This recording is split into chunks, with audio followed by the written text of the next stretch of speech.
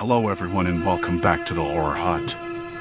Before you drift off, it would be a nice idea if you could leave a comment to let me know where you are listening from. Please don't forget to give the video a like and subscribe to the channel. Right, let's get comfy and relaxed, and let's begin. Story 1, Haunted Factory Machinery, Nightmares in Motion.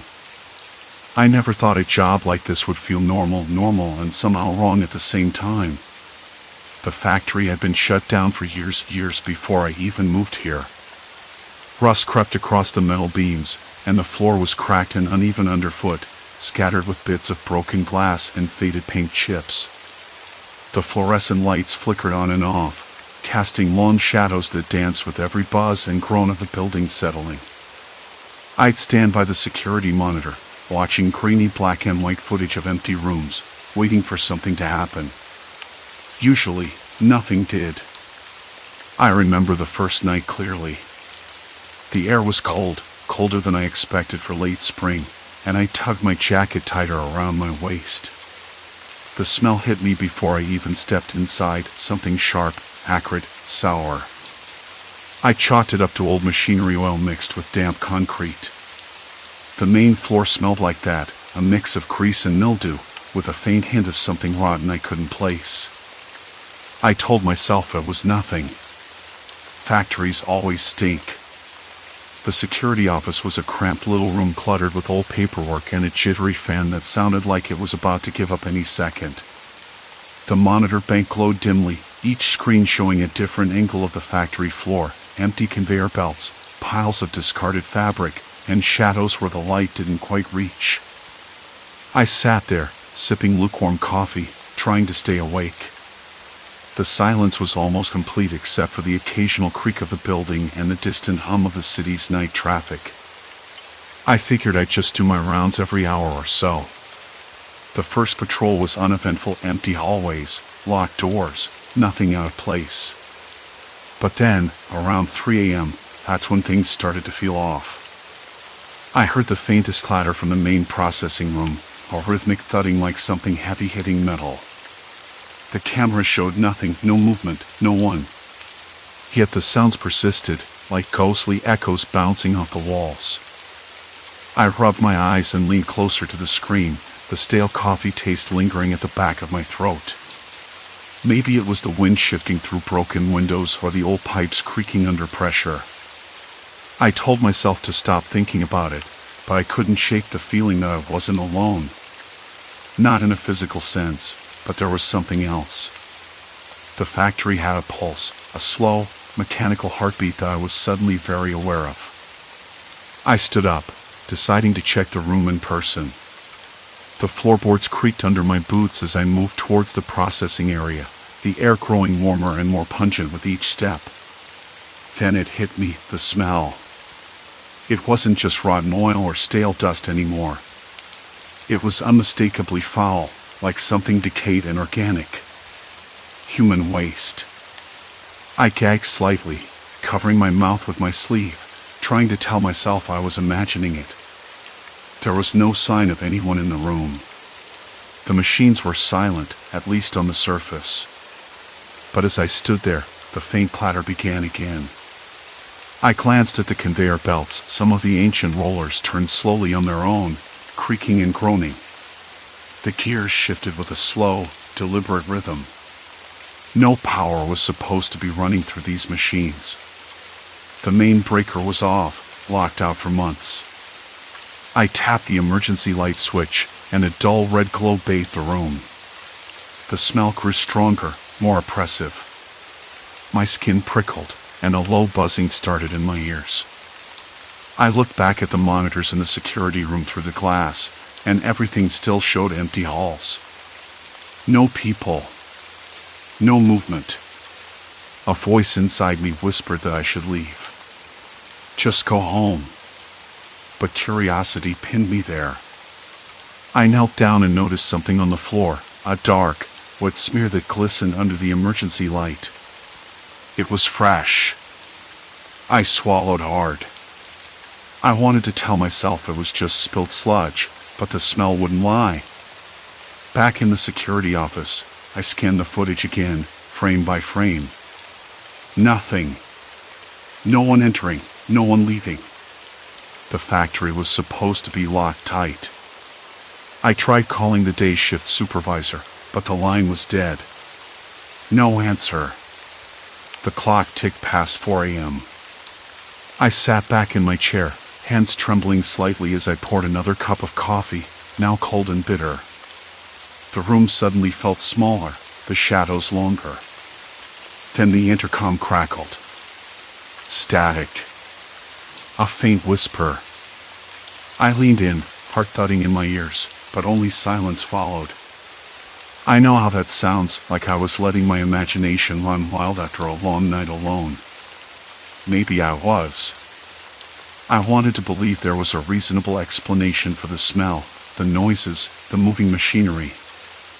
Maybe a homeless person sneaking in, or a faulty sensor somewhere. But the camera showed no one. And the smell, God, that smell. It lingered in my clothes the next morning, stubborn and sickly sweet. When I got home, I stripped my jacket by the door and scrubbed my hands on the sink until my skin was raw. I didn't tell anyone. Who would believe me? A factory that runs itself at night, processing something that reeks of human waste with no one inside? I told myself I was just tired. Overworked. Paranoia creeping in. But I knew I'd be back there that night, drawn by something I couldn't name. I didn't know it yet, but that night was only the beginning. The calm before. Silence. Complete silence. For now. The morning light pushed through my curtains with an unforgiving glare, but I lay still, staring at the ceiling, replaying every detail from the night before. I kept thinking about the security footage, those shaky black and white images that showed empty halls and silent rooms. No figures slipping through corridors, no shadows lurking in the corners. Just me, alone, or so I was led to believe. I rolled out of bed and sat at the kitchen table, rubbing my temples. The clock ticked loudly in the quiet apartment. Coffee seemed like the only sensible thing to do. I needed to think clearly. I needed a plan. By mid-afternoon, I was back at the factory, clipboard in hand, determined to piece together whatever puzzle was unfolding in this rusted behemoth. The day shift crew was gone, and I was the only one left to comb through the wreckage of forgotten industry. The air inside was stale, tinged with dust and oil, but it was missing the gnawing odor from the night before. That was something new, something that came alive when the sun went down. I had the security monitor pulled up on my phone, watching the feeds loop through the various cameras scattered around the plant. I studied the angles again, this time with a sharper eye. The corridors, the machinery bays, the loading docks all empty during the times the machines had kicked on. I toggled through the timestamps, pausing at the moments when the clattering began. Nothing. No people. The factory was a maze. Every turn felt like stepping into a painting where the shadows shifted just a little too quickly. I made my way to the main processing room, the heart of the operation, even if it hadn't operated for years. The giant gears hung like bones in the dim light. The control panels were coated with dust and grime, the buttons long dead. Still, the machinery had powered up on its own. How? I crouched to inspect the floor beneath the conveyor belts. Something caught my eye, a faint smear of dark residue, almost sticky. I reached out with a gloved finger and touched it. The smell hit me again, that sickly sweet stench I tried to forget. The residue had the unmistakable tang of human waste mixed with oil and rust. I wiped my finger on a paper towel, trying not to gag. Okay, I muttered to myself, voice barely above a whisper. This makes no sense. I called Chris, my coworker from the day shift, hoping for some insight. He picked up on the second ring. Hey, I said, trying to sound casual, you ever notice anything weird around the factory? Smells, noises, anything out of place? There was a pause. Then, not really, he said. But, I mean, it's old. Weird stuff happens. Rats, leaks, that kind of thing. Yeah, but have you noticed the machines running at night? And the smell? Like human waste. Human waste. His laugh was nervous. No, man. That's new. I have noticed that. Maybe someone's squatting inside? Homeless or something. I shook my head, even though he couldn't see me. I checked the cameras. No one's there. Maybe the cameras are broken. Check that too. All systems nominal. There was silence. Then, you okay? You sound kind of off. Yeah, just thinking. I'm going to keep digging. Let me know if you hear anything. Will do. After hanging up, I stood in the middle of the processing room, the fastness pressing in on me. The air was cooler here, the faint hum of electricity buzzing somewhere deep in the walls. I ran a hand over a control panel, my fingers tracing the rough edges where paint had peeled away. A shiver ran up my spine, not from cold but from the sense that I was being watched. I shook my head. No one was here. Walking toward the storage area, I caught sight of the emergency exit doors. They were locked tight, but one had fresh scuff marks near the handle. Fresh. Someone had been here recently. Maybe not on the cameras, maybe not on any logs. I felt the weight of the night pressing down again. The factory wasn't just old and abandoned, it was alive in some way I couldn't yet understand. It was feeding on something ugly. I pulled out my phone, scrolling through the security footage once more, this time zooming in on the scuff marks outside the doors. A flicker caught my eye, a shadow moving just beyond the camera's reach. I rewound and watched again. There it was. Just a blur. Too fast to be a rat, too deliberate to be a trick of the light. I swallowed hard. Whoever or whatever was in the factory wasn't supposed to be there. And they weren't interested in being seen. The day dragged on, but I couldn't shake the tension. I kept glancing over my shoulder, hearing the distant creaks and groans of the building settling. At one point, a faint tapping echoed from the far end of the hall. I froze. The sound stopped, then started again. Tap. Tap. Tap. I called out, voice echoing, "Hello? Is someone there?"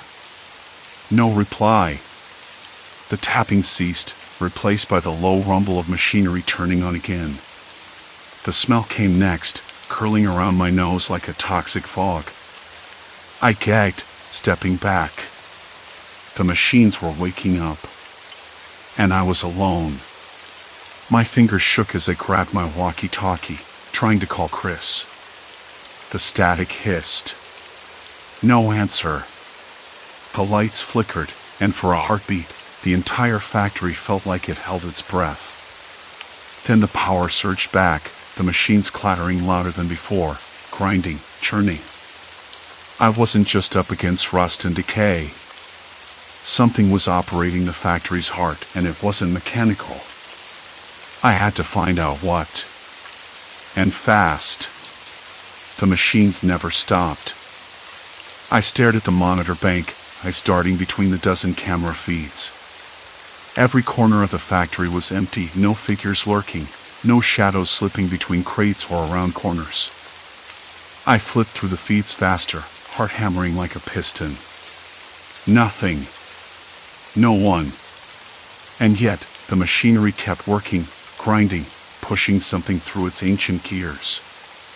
I tried the walkie-talkie again. "Chris? Come in." Static. Nothing. Now whisper. I gripped it tighter, fingers trembling. I should have called someone else, But who? The office was miles away, and cell reception was spotty at best in this part of town. Alone was the word that pressed down on me. Alone and trapped. I swallowed past the sudden dryness in my throat. I needed to move. Standing still wasn't going to answer any questions.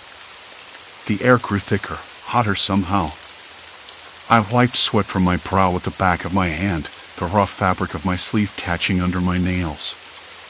The smell was getting worse, crawling under my skin, acidic, sour, and unmistakably organic. I gagged again, forcing myself to breathe through my mouth just to get some relief. I remembered the small ventilation duct I'd spotted earlier near the processing room. Maybe that was the source. Maybe I could trace it to its origin. The factory was a maze of shadows and metal, every corridor a twisted path of rusting pipes and dangling chains. My footsteps echoed, tentative at first, then firmer as I pushed deeper into the belly of the beast. The machinery's constant rumble was a backdrop now, a low growl that vibrated through the concrete floor beneath my boots. I could feel it in my bones. I rounded a corner and paused. A faint tapping sounded again, tap, tap, tap, like fingers drumming on metal. It wasn't mechanical. It was too irregular, too human. I froze, breath hitching. Hello? My voice cracked in the empty hall. No reply. The tapping stopped. I forced myself forward. The processing room was enormous, the center of the factory's operations, or what was left of them. Yellowed light bulbs dangled by their wires, flickering sporadically. The smell hit me full force when I pushed open the heavy metal door. It was worse here, overpowering, nauseating. My stomach twisted. I gagged, stepping back, then forced myself to step forward again. Machines churned and spat, belts moving with a life of their own. Conveyors creaked under loads I couldn't see. The smell was strongest near a large hopper, stained dark and sticky, with a faint trail leading to a pipe that disappeared into the floor. I knelt, pressing my fingers to the edge of the hopper. It was warm, almost wet. I pulled out my phone, the screen lighting up the grime-covered controls. I recorded the smell, the motion of the machines, the empty room. Something about this felt like evidence, proof that I wasn't imagining things. But what was being processed? And why? Then, a sudden noise behind me, a soft scrape against concrete. I whipped around. Nothing. Just shadows shifting where the flickering light failed to reach. My breath hitched again. I was sure I wasn't alone. I backed out, eyes scanning every inch of the room, with its faint smell of dust and decay. The machines kept grinding, uncaring. Back at the security station, I replayed the camera footage, frame by frame. I watched the hopper. Something was being dumped in there earlier in the night. Dark, thick, unrecognizable. But no one ever appeared on camera to do it. That meant that the footage was accurate, someone was slipping in and out without being seen. Impossible? Maybe. But the evidence was right there. I rubbed my eyes, feeling the weight of sleepless hours and mounting dread. The factory was no longer just abandoned. It was active, purposeful, and silent about its operators. And I was trapped inside with whatever or whoever was running this silent operation. I thought of the tapping again. That irregular, human rhythm in a place where no one showed on camera. What if the cameras were being fooled? What if the person or people behind this had found a way to stay hidden?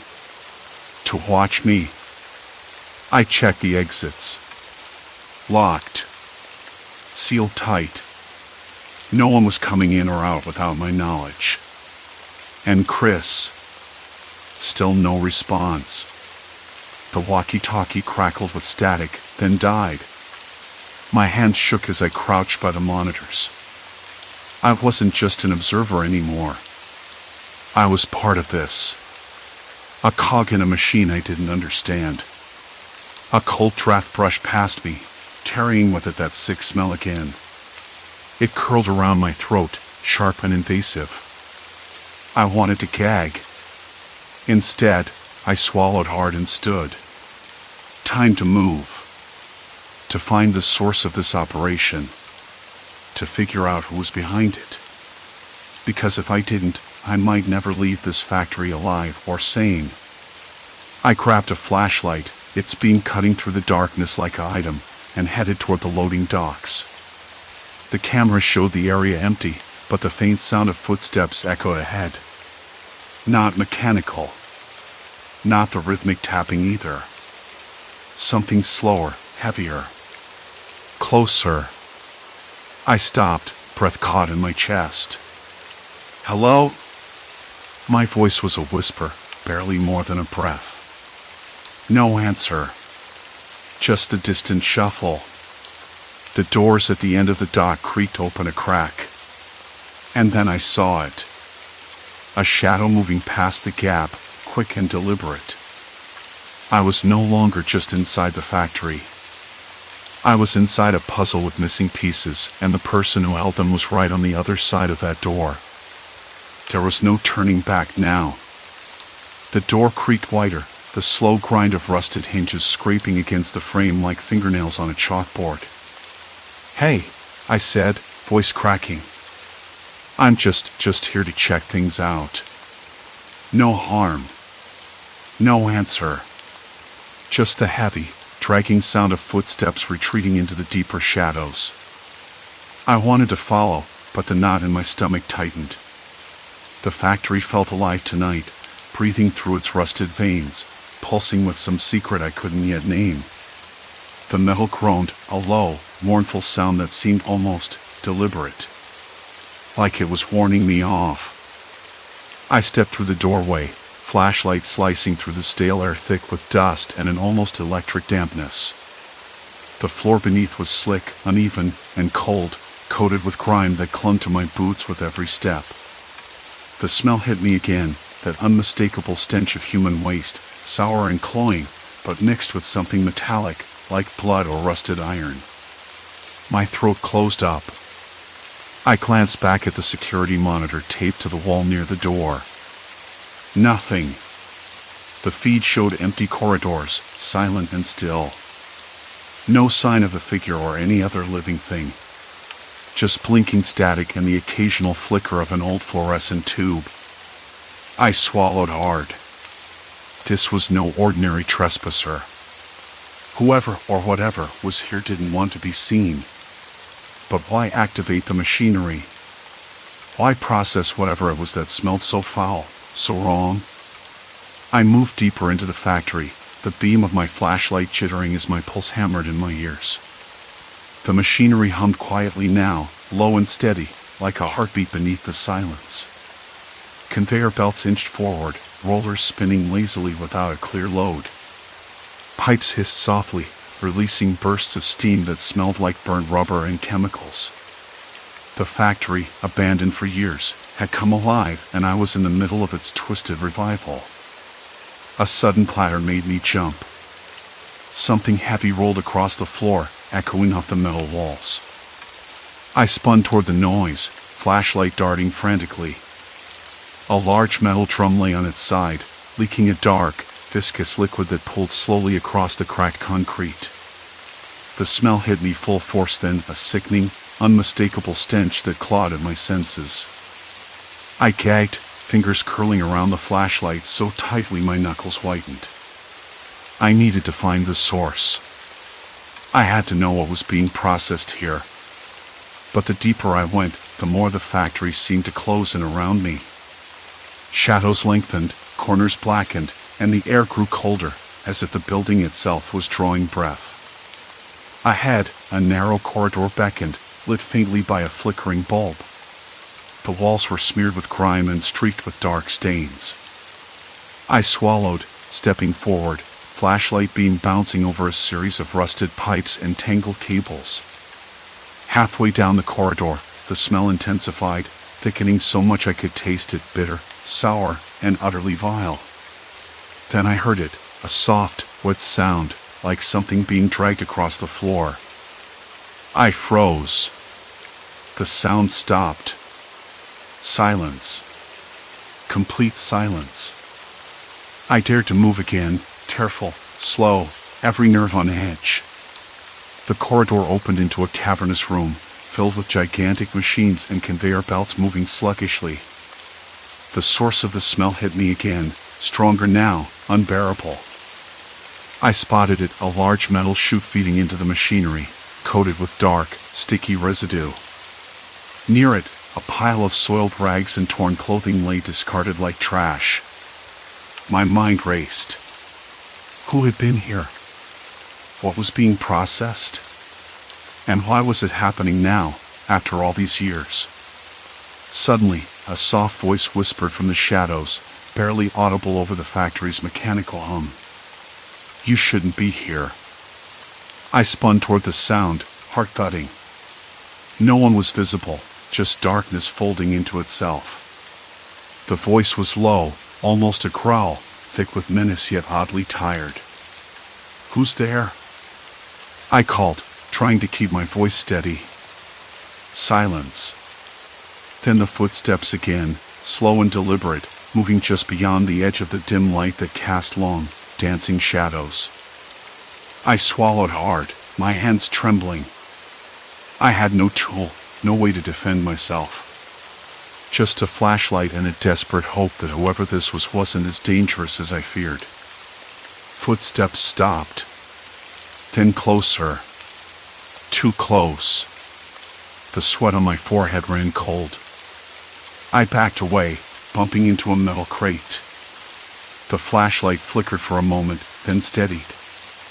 Look, I said, voice barely above a whisper, I don't want trouble. I just want to know what's going on here. A figure stepped into the light.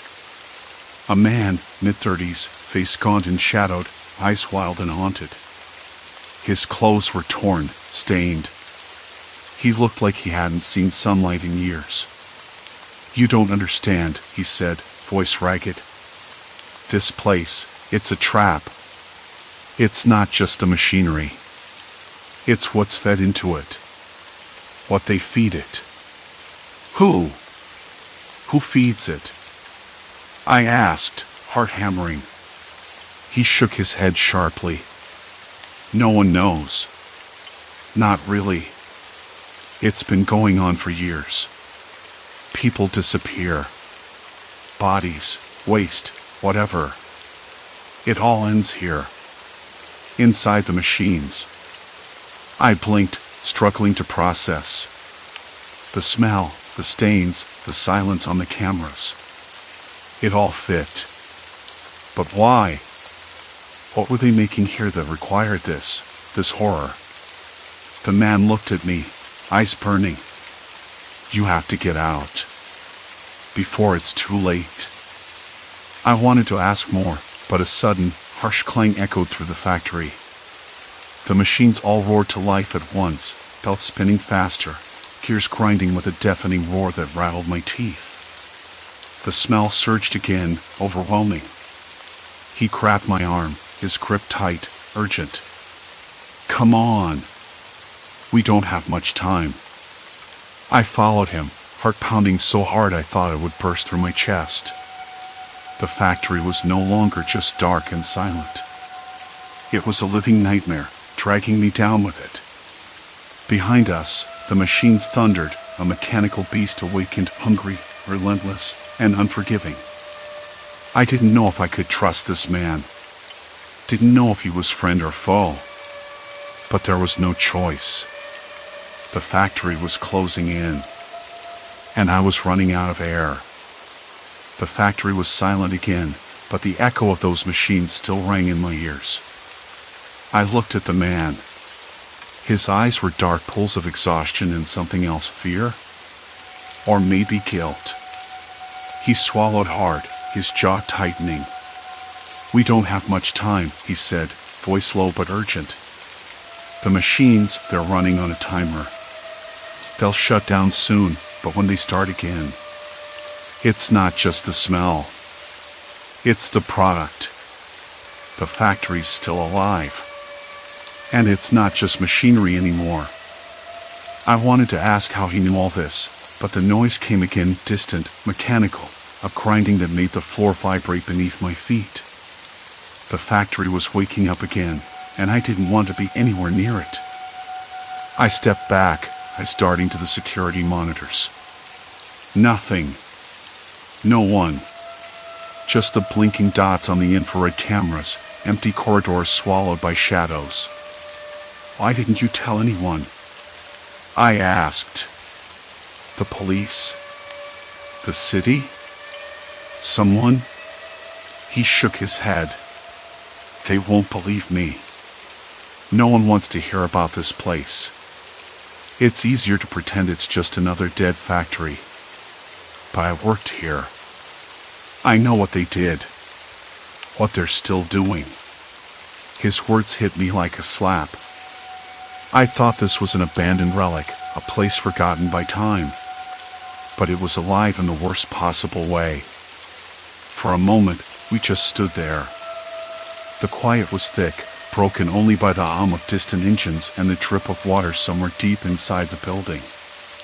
The smell was stronger now, pressing into my nostrils like an accusation.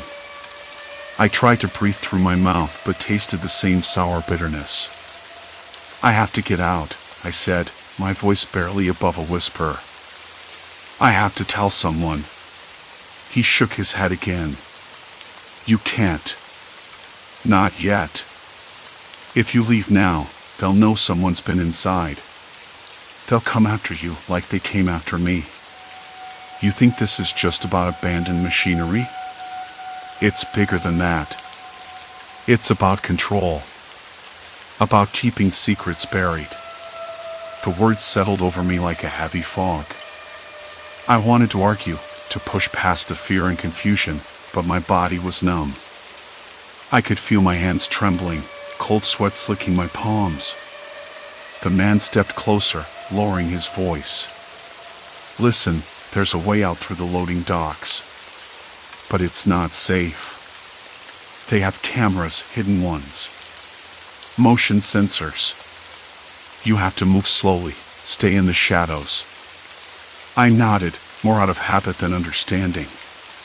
The factory, this place, had swallowed so many stories I couldn't begin to untangle them all.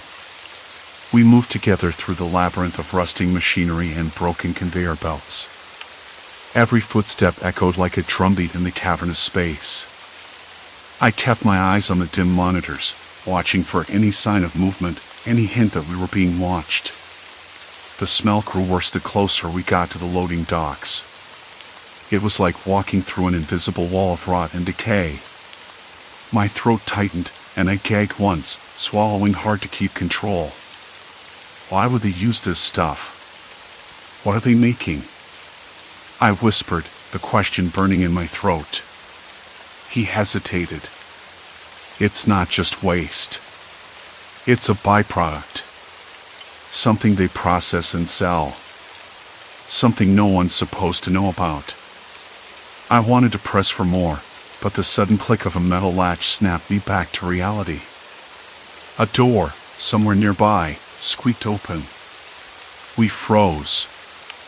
Go, he hissed, gripping my arm again. We slipped into a narrow corridor, the walls damp and crumbling. The scent followed us, relentless, but the sound of footsteps faded. Outside, the night air was cool and sharp against my skin. We spilled into the alley behind the factory, where the city's noise was a distant murmur. For a moment, I thought I might collapse, but he caught me, steadying me with firm hands. Why help me? I asked, voice shaking. He looked away. Because someone has to. Because I can't keep running forever. I nodded slowly, the weight of everything pressing down on me. The factory wasn't just a building, it was a trap, a hidden horror feeding on silence and fear. The next day, I woke up with the smell still clinging to my clothes, the images burned behind my eyelids. I debated calling the police, but the man's warning echoed in my mind. Who would believe me?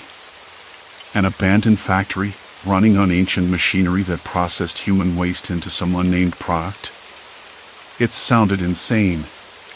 Instead, I started writing everything down, every detail, every sound, every smell. I documented the cameras, the strange schedules, the patterns I'd noticed. It was my way of making sense of the chaos, of reclaiming some control. Days turned into weeks. I avoided the factory, but it never left me. At night, I'd lie awake, haunted by the grinding gears and the invisible workers whose presence I couldn't prove. I kept thinking about the man and what he'd sacrificed just to warn me. I realized then that the real horror wasn't the machinery or the smell. It was the silence, the way people chose to look away, to pretend the factory was just an empty shell. The way secrets like this could fester, hidden in plain sight. I don't know what happens next. Maybe someone else will uncover the truth. Maybe the machines will finally stop. But I do know this, I'm not the same person who walked into that factory. I carry a weight now, a burden of knowing. And I can't forget. Sometimes, in the quiet moments, I swear I can still hear the hum of those gears, turning endlessly, processing shadows and secrets no one else wants to face. Story 2, The Silent Frequency, Haunted Roommate's Hidden Power. The first thing I noticed was the hum. I sat cross-legged on the floor, the hardwood cold against my knees. Outside, a dog barked somewhere down the street, slightly muffled by the cracked window. The scent of rain lingered in the damp breeze that slipped through the creaky old frame. I liked the apartment, despite the peeling plaster and the way the ceiling light flickered every so often. It was mine now, or at least for the next 6 months. I'd signed the lease online last week, impulsive but practical, a fresh start, away from the cramped studio I'd outgrown. Roommate ads had been a nightmare. Half the replies were either too eager or too vague. Then, out of nowhere, there was Alex. Quiet, polite, and oddly precise about everything, from the rent split to the exact time they'd use the washing machine. No small talk, no unnecessary questions. I'd figured that was a good thing. I like my space. But then, the hum. I first mentioned it during our second evening together. I'd been sitting at the kitchen table, nursing a cold cup of coffee that tasted like burnt paper, when Alex came in, dropping their bag by the door without a word. "Do you hear that?" I asked, nodding toward the living room. They paused, eyebrows knitting briefly before smoothing out. "Hear what?" "That low hum. Like something's running, but nothing's plugged in." Alex shrugged, already pulling out a laptop from the bag. "Probably the fridge. It's an old place." I frowned. The fridge was silent. Later, I checked every appliance. The microwave, fridge, heater, even the clock radio, all dead silent. The hum just hovered in the background, elusive. I blamed it on the wiring or my imagination. Maybe the building settling. Still, the night stretched longer than usual. The street lamp outside flickered on and off, casting long shadows that seemed to inch across the walls. The plaster felt rough under my fingertips when I traced the cracks near the window. I swallowed hard, tasting dust and cold air. Something about the apartment had a weight that pressed on my chest, like the room, with its faint smell of dust and decay, was holding its breath. Days passed. Alex kept to themselves, their routine as precise as a metronome. Work, home, silent meals, early to bed. They never left their laptop unattended, never let me peek at the screen, even when I caught a glimpse of strange symbols flashing too fast to read. When I asked about their job, they'd just smile thinly. Tech consultant, they'd say, voice flat. I wasn't sure if I believed that. One evening, the hum turned sharp, like a high-pitched whine that jangled my nerves. I sat frozen on the couch, my hands clenched tight around a mug that suddenly felt slippery. Across the room, the TV flickered, turning on by itself for a moment before the screen went black. No remote in sight. I blinked, wondering if I'd imagined it. "Did you see that?" I asked, heart thudding. Alex didn't look up. Probably a glitch. Old wiring. But I caught the faintest smirk, almost imperceptible. I kept my eyes on them, watching how their fingers danced over the keyboard, how the cursor moved with a kind of eerie ease. Later, I found the router reset, its indicator lights blinking in a pattern I couldn't decipher. I hadn't touched it. Curiosity gnawed at me, sharp and restless. I started noticing small things, my phone's battery draining faster than usual, files disappearing from my laptop, messages vanishing from my inbox without explanation. Once, I caught Alex unplugging the power strip behind the TV, their movements smooth, practiced. It wasn't paranoia. Something was off. And I couldn't shake the feeling that Alex wasn't just a quiet roommate but someone who bent the apartment itself to their will. Like the walls listened when they typed, like the air shifted when they moved. I tried to ignore it, told myself I was reading too much into normal quirks. But the unease settled deep inside my ribs, a cold weight that made every shadow seem longer, every silence heavier. Then, last night, I woke up to my phone buzzing. I grabbed it, heart pounding, but the screen was blank. No notifications. Just the home screen, locked tight. I tried to unlock it, but the passcode wouldn't work. Not mine, not anything I could guess. I tossed the phone on the bedside table, the screen going dark. The room was still except for the faint hum, rising again like a tide pulling me under. A soft click came from the door. It opened an inch. I didn't move. "Alex?" I whispered. No reply. The door stayed cracked, the hallway light spilling in a thin line across the floor. I wanted to tell them to stop, to explain that this wasn't a game. But the words caught in my throat. Instead, I lay back, eyes wide open, listening to the hum and the quiet steps fading down the hall. Silence. Complete silence. Then the lights flickered once more. Shadows danced across the ceiling as the hum softened, retreating like a tide pulling back to sea. My heartbeat thundered in the stillness, each second stretching unbearably long. Somewhere beyond the door, something shifted, a subtle creak, a breath held, and I knew the night was far from over. The darkness pressed closer, thick and alive, as if waiting for me to make the next move. The hum was gone now, but its absence left a ringing in my ears that made the silence feel heavier. I didn't sleep. Morning came with the usual noise of the city, distant sirens, the scrape of a garbage truck, and the sharp bark of a dog somewhere down the block. The sun filtered weakly through the threadbare curtains, dust motes swirling in the light. I rubbed my face, tasting the stale tang of last night's coffee on my tongue, and forced myself up. The apartment felt colder than I remembered, the air, cold and heavy with silence dry and brittle. Alex was already gone. Their bed was made with mechanical precision.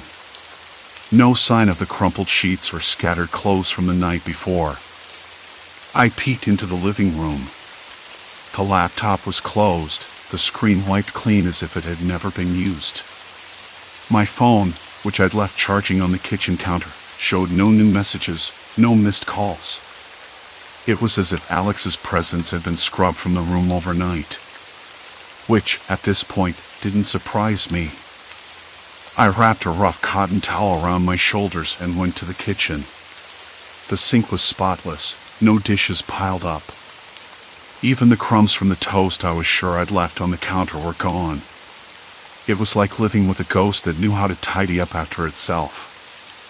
I sat down at the small table, the cheap laminate surface sticky in places. My fingers traced the worn edge, thinking. There had to be a pattern, something concrete to hold on to. I started with the router. The little box sat blinking in the corner, its light steady and unremarkable. I opened my laptop and logged into the admin panel. The device's history showed a flurry of connections in the early hours of the morning, IP addresses I didn't recognize, but they vanished like footprints in fresh snow after a few minutes. Someone or something was deleting the records.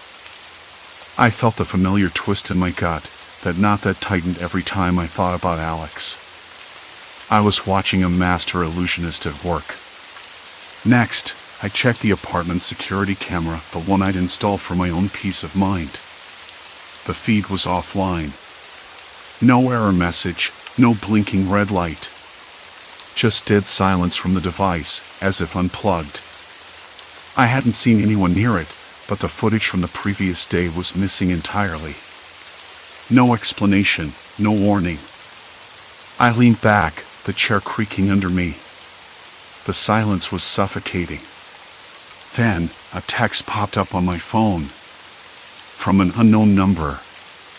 Stop looking. No signature. No hint of who it might be. My fingers trembled as I stared at the message. I wanted to throw the phone across the room, but I knew better. Anger wasn't going to get me anywhere. Instead, I typed back, "Who's this?" No reply. I looked up, startled by a soft knock at the door. Not the usual knock either. This one was deliberate, slow, like a code. I swallowed hard and went to open it. No one was there. Just a plain white envelope taped to the doorframe, fluttering slightly in the draft. I picked it up, the paper cool and smooth under my fingers. Inside was a single photograph, black and white, worn at the edges. It showed a younger Alex, smiling at the camera in a crowded park. But the background was strange. There was a man in the frame, standing just behind, his face blurred beyond recognition. I traced the outline with my thumb, heart pounding. Why send this? Why now? I shoved the photo into my pocket and closed the door. The apartment felt colder still. Hours later, I found myself back on the couch, flipping through the few belongings Alex had left in the shared closet. Clothes neatly folded, shoes lined up like soldiers. Nothing out of the ordinary. But then, tucked between the folds of a jacket, was a small USB drive. I hesitated before plugging it into my laptop. The screen flickered once, then opened a folder labeled "For You." Inside were files, documents, photos, videos, all encrypted with a password I didn't have. I clicked on a text file titled "Truth." The contents were scrambled, gibberish in a language I didn't recognize. Frustration prickled my skin. Whoever Alex was, they didn't want me to see this. But I wasn't ready to give up. I downloaded a password recovery tool, the progress bar crawling like a snail across the screen. Each minute felt like an hour. Outside, the wind picked up, rattling the windows. The smell of rain, sharp and electric, crept through the cracks. Then, a sudden ding. Password found. I opened the files with trembling hands. The photos were snapshots of different people, places I'd never heard of. Faces marked with red circles, dates scribbled in the margins. One video caught my breath. It was a recording of Alex speaking quietly into a camera, their eyes darting nervously. The words were clipped but urgent. They watch everything. No mistakes. If I disappear, look for the signs. The screen went black. I slammed the laptop shut, heart hammering so loud I was sure it would echo down the hall. I rubbed my hands together, trying to warm them, but the chill inside wasn't from the cold. I was tangled in something far bigger than I imagined. And Alex, whoever they really were, was at the center. Later that night, I sat by the window, watching the city lights blur in the rain.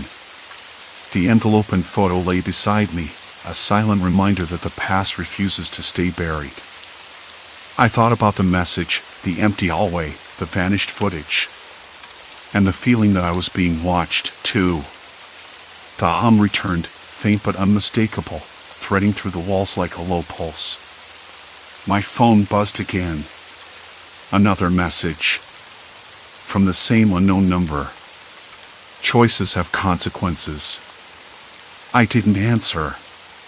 Instead, I stared into the dark, knowing that whatever game Alex was playing, I was already a player, whether I liked it or not. The storm was gathering, and I had no idea how to stop it. The rain had stopped, but the damp air clung to the windows like a cold film. I wasn't just tangled in Alex's past anymore. I was caught in the gears of whatever machine they operated, and the more I poked, the tighter the grip became. I looked around the room, with its faint smell of dust and decay, the shadows stretching long and thin in the weak glow of the street lamp outside. The cracked plaster on the ceiling, the chipped paint on the door frame, even the faint scent of burnt coffee lingering in the air, all of it suddenly felt like part of a trap I didn't understand until it was too late. I rubbed my hands again, trying to shake the numbness from them. The photograph was old, grainy, edges frayed, but it was the faces that unsettled me. Not just Alex's, but the others, strangers, or maybe not. The kind of people who belonged to a story you didn't want to be part of. I didn't want to dig deeper. I wanted to shut the door on this whole mess and pretend I never saw the picture. But that was never an option, was it? Because the next morning, I woke up to a text that chilled me far worse than the night. Choices have consequences. No name. No number. Just those 4 words again. I stared at the screen, the brightness stabbing at my eyes. The message was a lock snapping shut. There was no turning back. I shoved the phone into my pocket and tried to focus on something else, anything else. But my mind was racing. What had I gotten myself into? And more importantly, how deep did Alex's web go? The apartment was silent except for the faint hum behind the walls, the same low pulse I'd noticed earlier. Like a heartbeat. Or a countdown. I knew I had to find out more.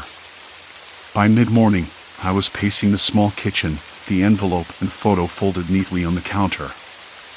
I ran my fingers over the worn paper, my skin prickling. I couldn't shake the feeling that Alex was watching me, even though I hadn't seen a sign of them since last night. Their absence was louder than their presence.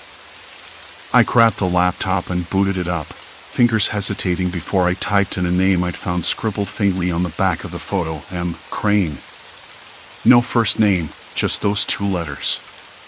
The search results were sparse, but one link caught my eye, a faded news article from years ago about a missing person. A young woman named Melissa Crane vanished without a trace. The photograph looked like it might be her. My hands trembled as I scrolled through the article. The details were vague, but the undertones were clear. Some people wanted the story buried.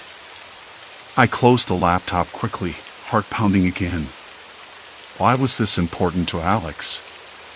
And why was I now part of it? I knew better than to ask Alex directly. They had a way of deflecting, of twisting conversations until you doubted your own memory. Like a magician hiding the trick in plain sight. Instead, I tried calling the number that had texted me. No answer. The line went dead almost immediately.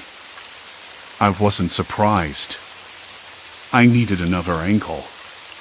Later, I found myself wandering the neighborhood, the damp pavement slick under my shoes. The streets were quiet, the usual weekend crowd nowhere in sight. I stopped in front of the building listed as Melissa Crane's last known address, an old brick apartment block, paint peeling from the walls, a faint smell of mildew and decay. The lobby was empty, save for a flickering light overhead that buzzed like a swarm of flies trapped in a jar. I pressed the buzzer for apartment 3B, but no response. No one came to the door. I leaned against the wall, heart thudding. I was standing on the edge of something, maybe a secret, maybe a trap. I thought about turning back, about walking away and letting it all go. But the pull was too strong. I pulled out my phone again, thumb hovering over the unknown number's contact. The screen went dark on its own, and then lit up with a message I hadn't expected. Look closer. No punctuation. No explanation. That was when I noticed the small camera nestled in the corner of the lobby ceiling, almost invisible behind a layer of dust. It was watching. Always watching. The realization hit me like a cold slap. Alex's reach wasn't just in the apartment. It was everywhere. I backed away slowly, the air thick with tension. When I got home, I locked the door behind me and sat down, the photo spread out on the table like a map of all the things I was beginning to understand and all the things I wasn't ready to face. I was in too deep. There was no turning back now. The phone buzzed again. This time, a new message: you won't leave. I swallowed hard. The room felt smaller, the walls closing in as the hum in the background grew louder. I glanced toward the door, half expecting to see Alex standing there, calm and unreadable, like a shadow I couldn't outrun. The screen on my laptop flickered to life by itself. A video file. No title. I hesitated, but then pressed play. The grainy footage showed a figure moving through a dark hallway. The camera was shaky, the image blurred, but I recognized the way they walked, that familiar, deliberate stride. The figure paused, then looked directly at the camera. And for a moment, I thought they saw me too. The screen went black again. Silence. Complete silence. I sat frozen, every nerve taut as a wire. The game had just changed rules, and I was its next move. The silence didn't last. I wanted to shut it down, close the laptop, shove the whole nightmare under the rug. But curiosity was a stubborn itch I couldn't scratch. The message lingered on my phone: you won't leave. A promise? A threat? Or something worse, a cold certainty?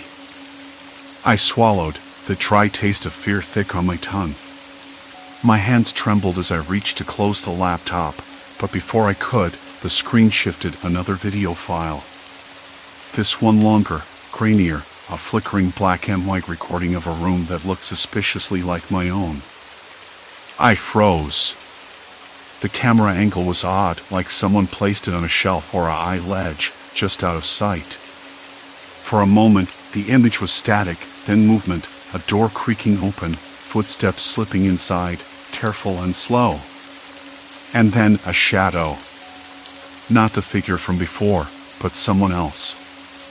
Someone I didn't recognize. The person moved with a purpose, their hands searching drawers, rifling through papers. My breath hitched. I leaned closer, eyes straining to catch details in the low light. A flash of something white, the edge of a photograph. A letter? The figure pulled out a crumpled envelope, unfolded it with deliberate care, and held it close to the camera. I squinted. The handwriting was jagged, rushed, my name. A cold spike hammered through my chest. How could Alex have that? Or whoever this was? The room felt suddenly colder, the windows rattling in a sudden gust of wind. I shut the laptop hard, the screen darkening with a final flicker. Why? I whispered to the empty room. Why me? The door creaked behind me. I spun, heart thudding, but it was just the old building settling. Still, every noise now seemed amplified, the drip of the sink, the distant wail of a siren, the scratch of tires on pavement outside. I wasn't just being watched. I was being hunted in the quietest way possible. I sank to the floor, back pressed against the wall. My fingers traced the rough plaster, rough and cold, grounding me just enough not to lose control. The last few days felt like a fever dream replaying on a loop. Alex's calm, unreadable face. The erased calls, the missing files from my phone, the way every camera in the building had suddenly gone offline. I had been looking for answers, but now I realized I was looking in the wrong places. Alex wasn't just hiding something. They were controlling the narrative, rewriting the rules in real time, erasing the evidence of their existence like shadows disappearing at dawn. And I was the one left holding the fragments. I forced myself to stand, the floor cold beneath my bare feet. The apartment felt claustrophobic now, every corner a potential trap. I needed a plan, but my mind was spinning, tangled in the web Alex had spun around me. I grabbed my phone, hoping for some sign of help, but the screen was blank. No signal. No messages. No calls. The building itself seemed to be swallowing every connection to the outside world. I tried the Wi-Fi, dead. Not a single bar. Panic clawed at me, that familiar itch creeping under my skin, but I pushed it down. There was no point in losing it now. No one was coming. I thought back to the envelope and the video, the handwriting, my name, a trace of something personal. I had to find it. If Alex or whoever was trying to tell me something, it was buried in that piece of paper. I rummaged through the apartment, opening drawers and cabinets with mounting desperation. The dim light cast long shadows that flickered when I moved. My fingers brushed against a stack of old letters tucked away in the back of a drawer in the living room. I pulled them out, heart racing. The top envelope was yellowed, creased, and yes, addressed to me. Hands shaking, I tore it open. Inside was a folded letter, the ink smudged but still legible. You don't know who you're dealing with. Stay out, or you'll lose more than you think. No signature. No sender. Just those chilling words, soaked with warning. The building groaned again, a deep rumble that set my teeth on edge. I glanced toward the door, half expecting Alex to be standing there, calm and unreadable. But the hallway was empty, swallowed by darkness. I was alone. Or so I thought. Suddenly, my phone buzzed, finally. A message from an unknown number. You're playing a dangerous game. One you can't win. My breath hitched. The words felt like ice water poured over my skin. The line between hunter and hunted was disappearing fast. I was in too deep, tangled in a trap I didn't understand. I stuffed the letter into my pocket and backed away from the door. The walls closed in tighter still, the hum rising to a deafening pitch. A faint tapping sound started near the window, soft, rhythmic, deliberate. I edged closer, heart pounding. Outside, the street was empty, but the tapping persisted. I pressed my ear to the glass. It wasn't rain. It wasn't a branch. It was deliberate, like a message in Morse code, or a warning. I turned away, my skin prickling. The game had shifted again. I wasn't just the next move. I was the target. And the clock was ticking. A shadow flickered just beyond the pane, then vanished. I swallowed hard, realizing the tapping wasn't a code, it was a countdown. The room felt suddenly colder, the faint hum of the city outside swallowed by the growing silence. My fingers trembled as I reached for the drawer, pulling out the small flashlight I'd hidden there the night before. The beam cut through the darkness, revealing nothing but the peeling wallpaper and the faint outline of the empty chair opposite me. Then, a soft creak came from the hallway. I froze, the flashlight snapping off in my hand. Footsteps, slow, measured, were approaching the door. I pressed my back against the wall, every muscle taut like a coiled spring. The handle jiggled, then rattled. Whoever was out there had a key. The door swung open, revealing a figure draped in shadows. My breath caught as the figure stepped inside, the dim light catching on a glint of metal in their hand. "Thought you could outsmart me?" a voice hissed, low and cold. I swallowed my fear, gripping the flashlight again. "Who are you?" I demanded, voice steadier than I felt. A slow smile curved the stranger's lips. "Someone who's been waiting a long time to finish this game."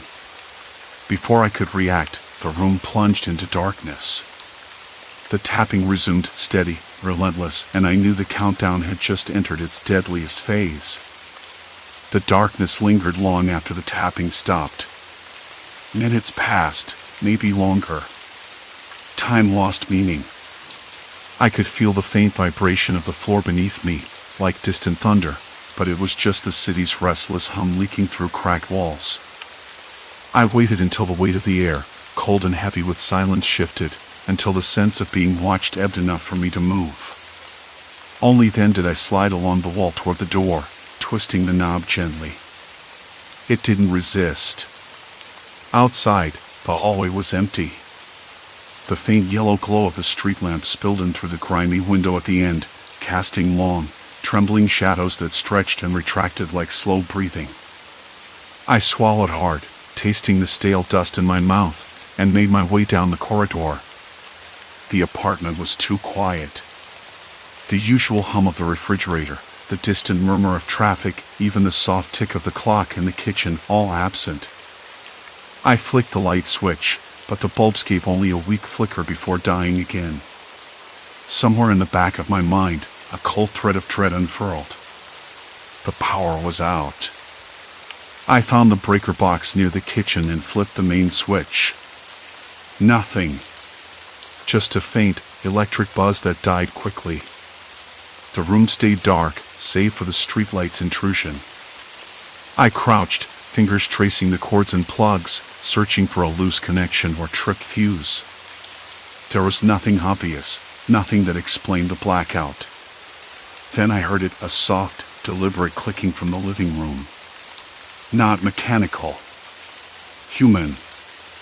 I froze, every hair on my neck prickling. The door to the living room was cracked open, a sliver of darkness bleeding into the hallway.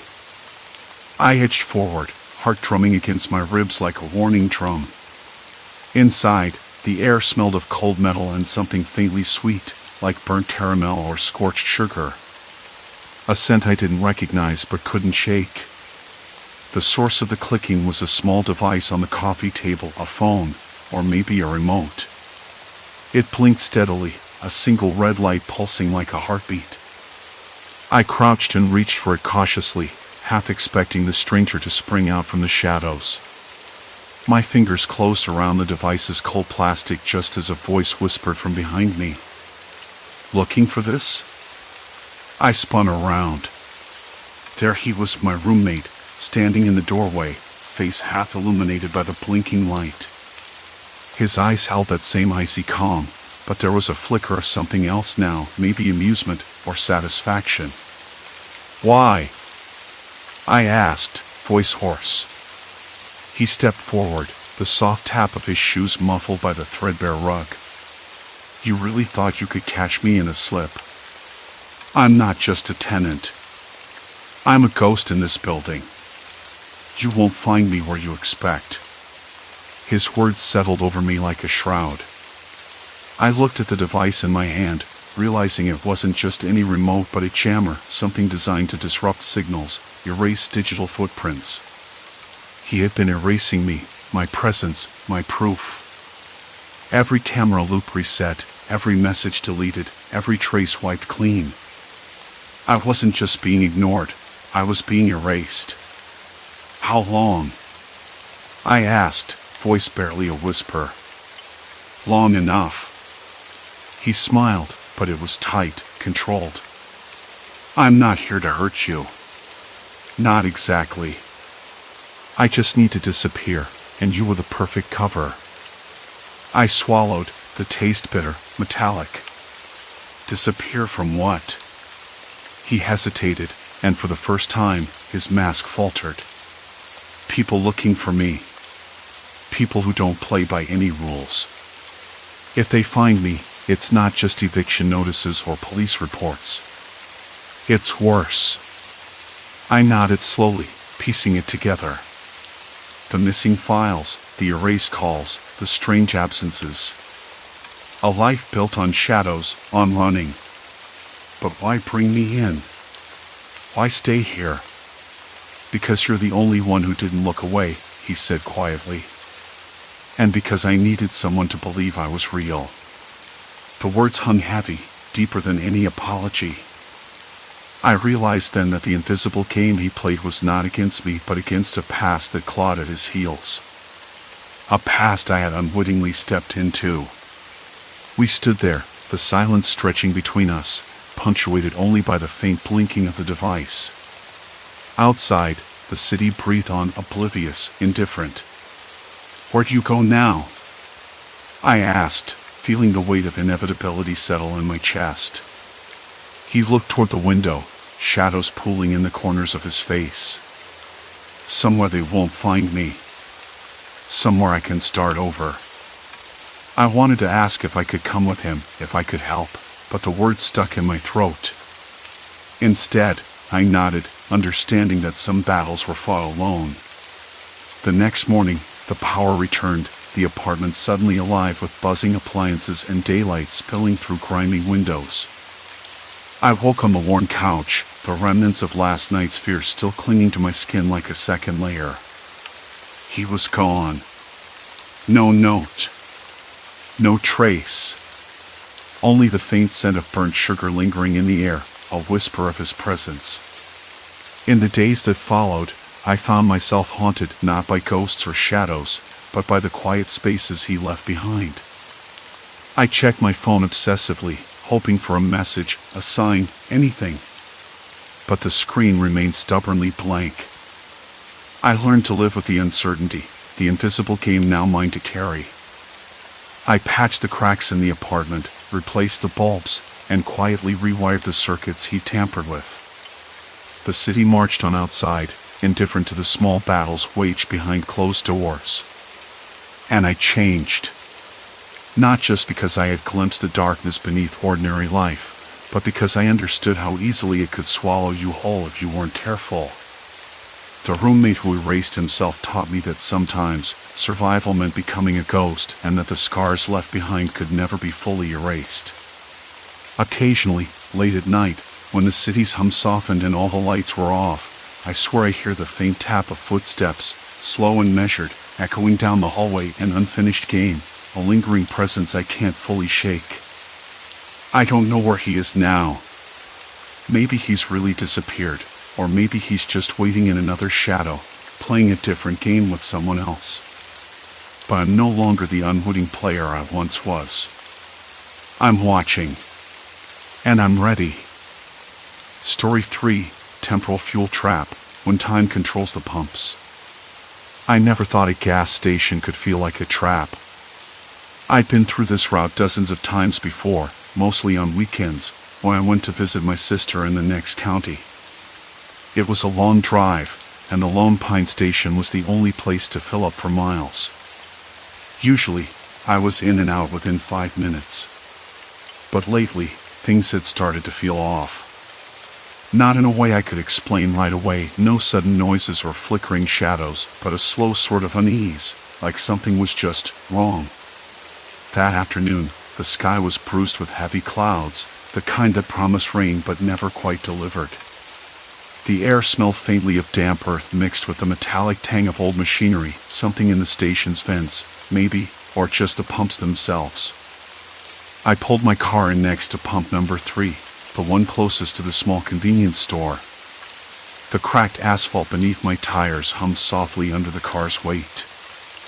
I checked the clock on the dashboard, 3:17 p.m. I glanced up at the station's digital sign, which blinked 7:45 instead. The difference stuck in my mind, odd but not alarming. Maybe the sign was broken. Could happen. I stepped out and walked toward the pump, my shoes scraping against the gritty concrete. The air tasted dry but heavy, like the moment right before a storm breaks. The pump screen was dark, no numbers, no instructions. I pressed a button, nothing. I tried again, harder this time, but the machine stayed silent. A low hum came from the power lines overhead, steady and unchanging. I looked around. The convenience store lights flickered once, twice, then steadied. Inside, I saw a shadow move near the counter, a clerk, probably. But the pump? Dead. I frowned and stepped inside. The air was warmer here, a faint smell of stale coffee and cleaning solvent. The fluorescent bulbs buzzed overhead, making the space feel smaller than it should have. Behind the counter, a man looked up from his phone. He was younger than I expected, maybe late 20s, with dark hair and tired eyes. "Hey," I said. "Pump 3's not working." He glanced at the door, then back at me. "Yeah, it's been acting up. Sometimes it works, sometimes it doesn't. Weird schedule, I guess." I raised an eyebrow. "Schedule?" He shrugged. "The power's weird around here. Town's got some issues, or so I hear. They say the grid's unstable, maybe that's why the pumps only run certain hours." "Certain hours?" I repeated, feeling a tightening in my chest. "But the sign says 7:45. It's 3:17 right now." He nodded. "Exactly. The pumps don't match the clocks. They work when the power's on, and that's on some kind of loop nobody can figure out. Drivers get stuck all the time." I laughed, but it was hollow. "Sounds like a bad joke." He smiled, but it didn't reach his eyes. "You're not the first to say that." A sudden beep from the pump startled me. I turned just in time to see the screen flicker to life, numbers counting down. I grabbed the nozzle eagerly, but before I could insert it, the screen went black again. "What the hell?" I muttered. The clerk looked at me, face unreadable. "Welcome to Lone Pine." I stepped back outside, rubbing my hands together. The wind had picked up, carrying a faint scent of burnt rubber and something less definable, like old wires, or maybe ozone. Somewhere in the distance, a dog barked sharply, then silence fell again. I sat in my car, staring at the pump, wondering how long I should wait. The clock on my dashboard ticked steadily while the station sign blinked on its own rhythm. I caught my reflection in the rearview mirror, eyes narrowed, lips pressed tight, fingers tapping nervously on the steering wheel. Behind me, another car pulled in, a battered pickup with dust caked on its windows. A man got out, grumbling under his breath, and headed for pump 2. He fiddled with the buttons, cursed softly, then slumped back into his truck. Minutes passed. The pumps flickered on and off again, the inconsistency growing more maddening. Drivers appeared and disappeared in the lot, each one tracked by the same invisible schedule, a silent agreement none of us had made. I tried the pump once more. This time, the screen glowed steady, the nozzle clicked into place, and fuel began to flow. Relief washed over me, but it was thin and fleeting. Something about the timing felt deliberate, too precise to be accidental. I glanced toward the convenience store again. The clerk's eyes met mine through the window. He gave a small, almost imperceptible nod. That nod lingered in my mind long after I'd finished filling the tank and pulled away, the station shrinking in my rearview mirror. I couldn't shake the feeling that the pump's unpredictable hours were more than just a quirk of faulty wiring. Maybe it was the way the power hummed not quite right. Maybe it was the way the drivers moved, like they were all waiting for something.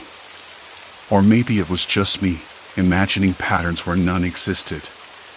But as the road stretched ahead under a sky that threatened rain, I knew I'd be back.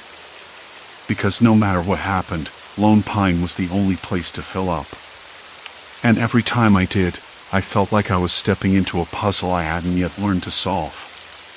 The next morning, The strange hum of the gas station's neon sign crept into my dreams, dragging me awake long before the sun had climbed over the horizon. I dressed quickly, pulled on my jacket, and stepped outside. The air was sharp with the scent of damp earth and gasoline, the sky a bruised purple just starting to lighten. The town was quiet, the kind of quiet that seemed too deliberate, as if the whole world was holding its breath. I decided I couldn't wait for the pumps to work on their own schedule again. If the station was a puzzle, I needed to pry it open. Back at the gas station, the pumps sat silent, their digital displays flickering irregularly, sometimes showing numbers, sometimes just blank screens. I circled the pumps, running my fingers over the cold metal. The hum I'd noticed was faint but persistent, like a low current beneath the surface. No one else was around yet, except the clerk inside the store. He was restocking shelves, methodical, eyes darting occasionally toward the windows. I caught his gaze and nodded, trying to signal that I wasn't here to cause trouble. "Morning," I said, stepping inside. He gave a small nod, his voice low. "Back again." I hesitated, then asked, "Do you know why the pumps only work at certain times? The clock on them never matches real time." He shrugged, eyes flicking to the old wall clock that hummed crookedly behind the counter. "Power's been weird lately. Town's been having outages. Sometimes the pumps sync up, sometimes they don't." "Outages?" I repeated, feeling the slick of unease crawl across my skin. "Is that normal?" He shook his head. "Not really. Usually just a blip. But it's been happening more. And not just here, whole sections of town go dark, then come back. Like someone's flipping a switch." I glanced toward the window. Outside, the street lamps buzzed faintly, their yellow glow casting uneven shadows across cracked sidewalks. Something about the uneven light reminded me of the gas pump's flickering screens. An offbeat rhythm that didn't belong. "Have you talked to anyone about it? The power company? The sheriff?" I asked. He hesitated. "People talk, but no one wants to get involved. It's easier to ignore it." "Why?" I pushed. He sighed, eyes dropping. "Because when the power goes out, it's not just inconvenience. Things happen. People get stuck. Sometimes worse." I felt a chill despite the warmth of the store's cramped interior. "What kind of things?" Before he could answer, a loud thud echoed from the back room. The clerk stiffened, listening. "Probably just a supply crate," he muttered, but his voice lacked conviction. I nodded slowly, deciding not to press him further yet. Instead, I pulled out my phone and tried to check the time. The signal was weak, flickering between no service and one bar. I wasn't surprised. Lone Pine wasn't on the map for reliable cell coverage. "I'm going to check the pumps again," I said, heading back outside. The sun was rising now, casting long shadows that stretched like fingers across the parking lot. The air tasted metallic, and somewhere nearby, a dog barked, sharp, anxious. At the pumps, I noticed something I hadn't before. The meter panels beneath the screens were scratched, almost deliberately, as if someone had tried to erase or obscure information. I crouched to get a closer look. The labels were worn, numbers and letters barely legible. I ran a fingertip over the rough texture, wondering who had been here before me and what they might have seen. A sudden movement caught my eye. Across the street, a man stood watching, leaning against a rusted pickup, his face obscured by the brim of a baseball cap. He didn't move, but his gaze never left me. I felt a prickling at the back of my neck. "Hey," I called, forcing my voice steady. "Can I help you with something?" He didn't answer. Instead, he pulled a worn notebook from his jacket and scribbled something quickly. Then, without a sound, he turned and disappeared down an alley. I stood up, heart hammering. Something about him felt off, too deliberate, too careful. I looked around. The few cars parked nearby were empty, their drivers nowhere in sight. The town was waking up, but it was still holding its secrets close. I decided I needed more than just observation. I had to understand the power outages, the pump's erratic hours, the strange behavior of the people who lived here. And I couldn't do it alone. Later that day, I found myself back at the diner a few blocks down Main Street. The kind of place where the coffee was thick and bitter and the regulars knew everyone's name but told you nothing. I slid into a booth near the window, the vinyl seat cracked and sticky beneath me. Across the room, an older man with a weathered face and ice blue eyes caught my glance. He was reading a newspaper but looked up quickly, as if deciding whether to speak or stay silent. I smiled, trying to appear friendly. "Mind if I join you?" I asked. He nodded, folding the paper. "Name's Frank. I'm trying to figure out the gas station," I said, watching for his reaction. Frank's eyes narrowed. "You're not the first. People come through here asking questions. Most don't stick around." "Why?" I pressed. He took a sip of his coffee before answering, voice low. "Because there's more to Lone Pine than just a quiet town. The power outages? That's just the surface. There's something controlling things, keeping us all in line. People who don't play by the rules don't last long." I felt my fingers curl around the mug, the heat grounding me. "Control?" Frank nodded slowly. "Ever notice how the pumps only work when they want to? Not the clock, not the schedule. That's not a glitch. Someone's managing the grid, cutting power to keep people stuck. Makes it easier to manage the town's problems." I swallowed hard. The word manage felt heavy, loaded with threats I couldn't yet name. "What kind of problems?" Frank's gaze dropped to the floor. "People who ask too many questions. People who try to leave when they're not supposed to." My skin prickled again. "Like me." He looked up sharply. "Careful now. You don't want to be the next one who disappears." The diner's bell jingled, and a woman entered, young, sharp-eyed, with a clipboard clutched tightly in her hand.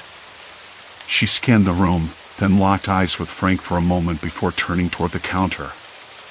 Frank's jaw tightened. "You didn't hear that from me," he muttered as he stood, slipping a few bills on the table.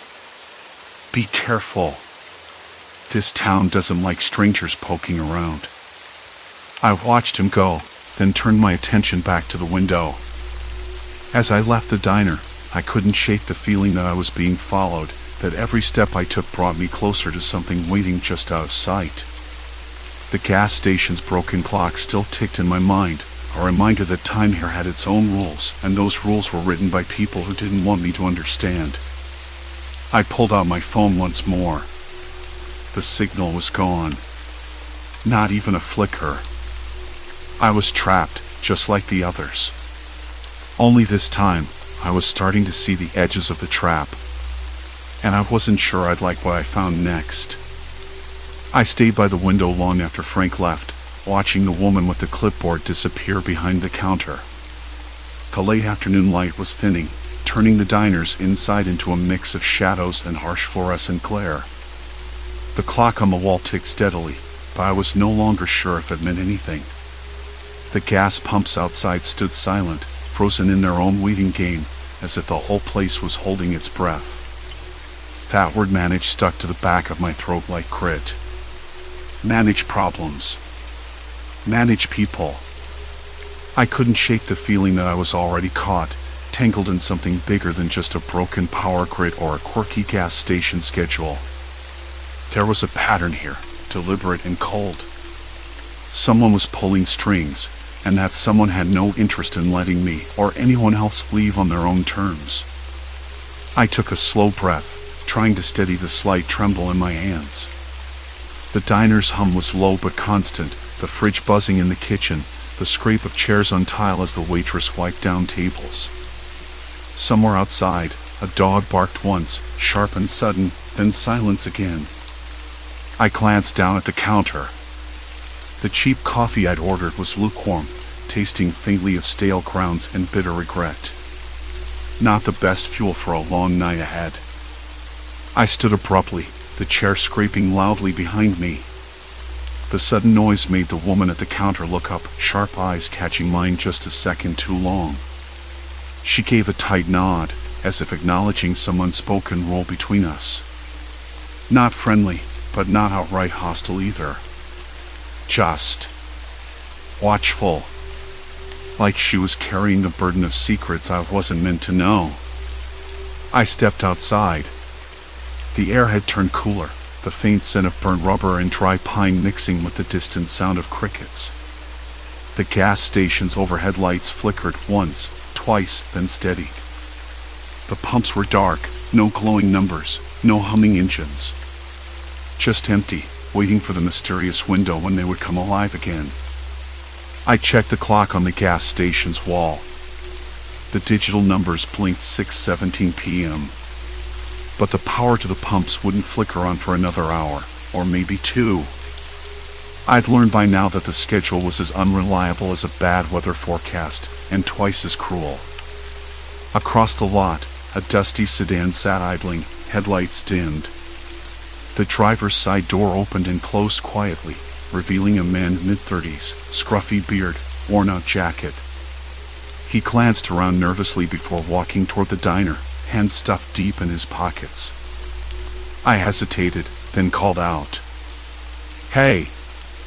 My voice sounded rough, like I'd been talking to myself for too long. He stopped, eyes narrowing. "You stuck too?" I nodded. "Yeah. Pumps won't work for hours." He rubbed the back of his neck and sighed. "Name's Eli." His voice was low, tired. "Been trying to get out of here since this morning." "Me too," I said. "Did you see anything? Anyone? Something that might explain all this?" Eli looked around as if the shadows themselves might be listening. "There's talk. Folks say the power's being cut on purpose. To keep people from leaving, keep them quiet." He glanced back at the gas station. "And someone's watching." I swallowed hard, the unease curling tighter in my gut. "Watching? Like security cameras?" He shook his head. "No, worse. People. Some kind of patrol. They go around after dark, checking on stranded cars, making sure no one's sneaking off." His voice dropped. "If you don't check in, you vanish." That word again. Vanish. It wasn't just a rumor anymore. It was a warning. "Check in where?" I asked, voice barely above a whisper. Eli hesitated. "There's an old radio tower on the hill, just past the edge of town. They say it's where they keep tabs on everyone stuck here. And if you try to run, that's where they find you." I pictured the tower, an awkward, rusted skeleton against the night sky, blinking with cold red lights. The idea of someone monitoring every move I made the air, cold and heavy with silence suddenly thick, hard to breathe. "Why?" I asked, but Eli shrugged, the hopelessness clear in his eyes. "No one knows for sure. Some say it's the town's way of controlling what happens here. Others whisper about deals, debts, people who disappeared long ago. I don't know. Just know you don't want to be the one who tries to leave without their say." My mind raced. If the power was being manipulated to trap people, and if patrols were watching, then this wasn't just a matter of waiting out random outages. I was caught in a trap with no obvious escape. I glanced back at the pumps. Not a single flicker. The clocks, the lights, the people, everything pointed to a deliberate, suffocating control. But why? What had I stumbled into? Have you tried talking to the woman with the clipboard? I asked, nodding toward the diner. Eli's jaw tightened. No. She's not just a clerk. She's part of the operation. Keeps track of who's here, who's gone. Acts like she's helping, but really, she's just another chain. I shivered, suddenly aware of how exposed I was. The town was a cage, and every person I met was either a prisoner or a guard in disguise. I wanted to leave. I needed to. But the rules were clear: leave without permission, and you disappeared. The diner's bell jingled again, cutting through the quiet. The woman with the clipboard emerged, eyes scanning the lot. They landed on Eli and me, sharp and calculating. Time's almost up, she said quietly, voice smooth but hard. If you want gas, you'll have to wait for the next window. Eli's face darkened. Or you can leave now and hope they don't come for you. I swallowed. The weight of those words pressed down on me, heavier than the stale air or the fading light. Hope was fragile here, dangerous, even. I glanced at Eli. What do we do? He shook his head. We wait. We watch. And we don't make waves. I wanted to argue, to run, to fight the invisible chains tightening around us. But the truth was clear. I was in too deep. The pumps might flow again, maybe in an hour, maybe not for the rest of the night. The air inside the gas station was thick with an unshakable stillness that defied the bustle outside. The woman with the clipboard started walking toward us, her heels clicking on the cracked pavement. Her smile was polite but unreadable. "Welcome to town," she said. "You're not going anywhere soon." The sun dipped below the horizon, and the gas station's lights flickered once, then died. Silence. Complete silence. The bottle of cheap water I'd grabbed from the diner sat cold and half full on the cracked dashboard, condensation beating and sliding down. Outside, the night was swallowing the gas station whole, stars pinpricks I couldn't trust, and the only light came from the flickering bulbs overhead, one of them buzzing like it wanted to give out any second. The woman with the clipboard had disappeared into the shadows, probably back to her post like some kind of sentry, though her eyes had held something colder than duty. Eli and I sat in silence, the air thick with the smell of stale coffee and burnt rubber, the kind that clings to your clothes after too many hours waiting. I tried to keep my hands still, but they trembled anyway. Not from cold, no, something else. The clenching knot of dread in my gut tightened as I watched the pumps, white digits on their displays dead, useless. The clock on the station's wall ticked, but it was a liar, I was sure of it. The fuel windows were never on the same schedule. Sometimes they'd open for minutes, sometimes hours passed with nothing. I had no idea how they decided when to turn the pumps on or off, and the thought that it wasn't random was the worst. The pattern was deliberate. Someone was pulling strings, and every driver trapped here was a pawn. Eli broke the quiet. "You know," he said, voice low and rough, "I don't think it's just the pumps. It's the whole damn grid. The power goes out in weird spots, lights flicker like they're on a timer. They want us here, all of us. Stranded." I nodded, swallowing hard. But for what? What's the point? He shrugged. Control, maybe. Or just to keep people scared. When you don't know when you'll get gas, or if your phone will even work, you start to feel small. Trapped. The idea gnawed at me. I reached over to the radio on the dashboard, the one with the antenna bent crooked and rusted. Static hissed through the speakers, but no voices. Usually, that was normal out here, but tonight, It felt like silence wasn't just an absence of sound, it was a warning. "Did you notice that?" I asked. "The radio's been dead since we got here. No chatter, no music, nothing." Eli glanced at me, eyes narrowing. "That's not an accident. Whoever's running this place controls the airwaves too." I leaned back, the vinyl seat cool against my skin, and studied the other cars in the lot. There weren't many, just a handful, all dark shapes like us, waiting and watching. Some drivers were asleep, slumped over their steering wheels. Others paced the perimeter like caged animals.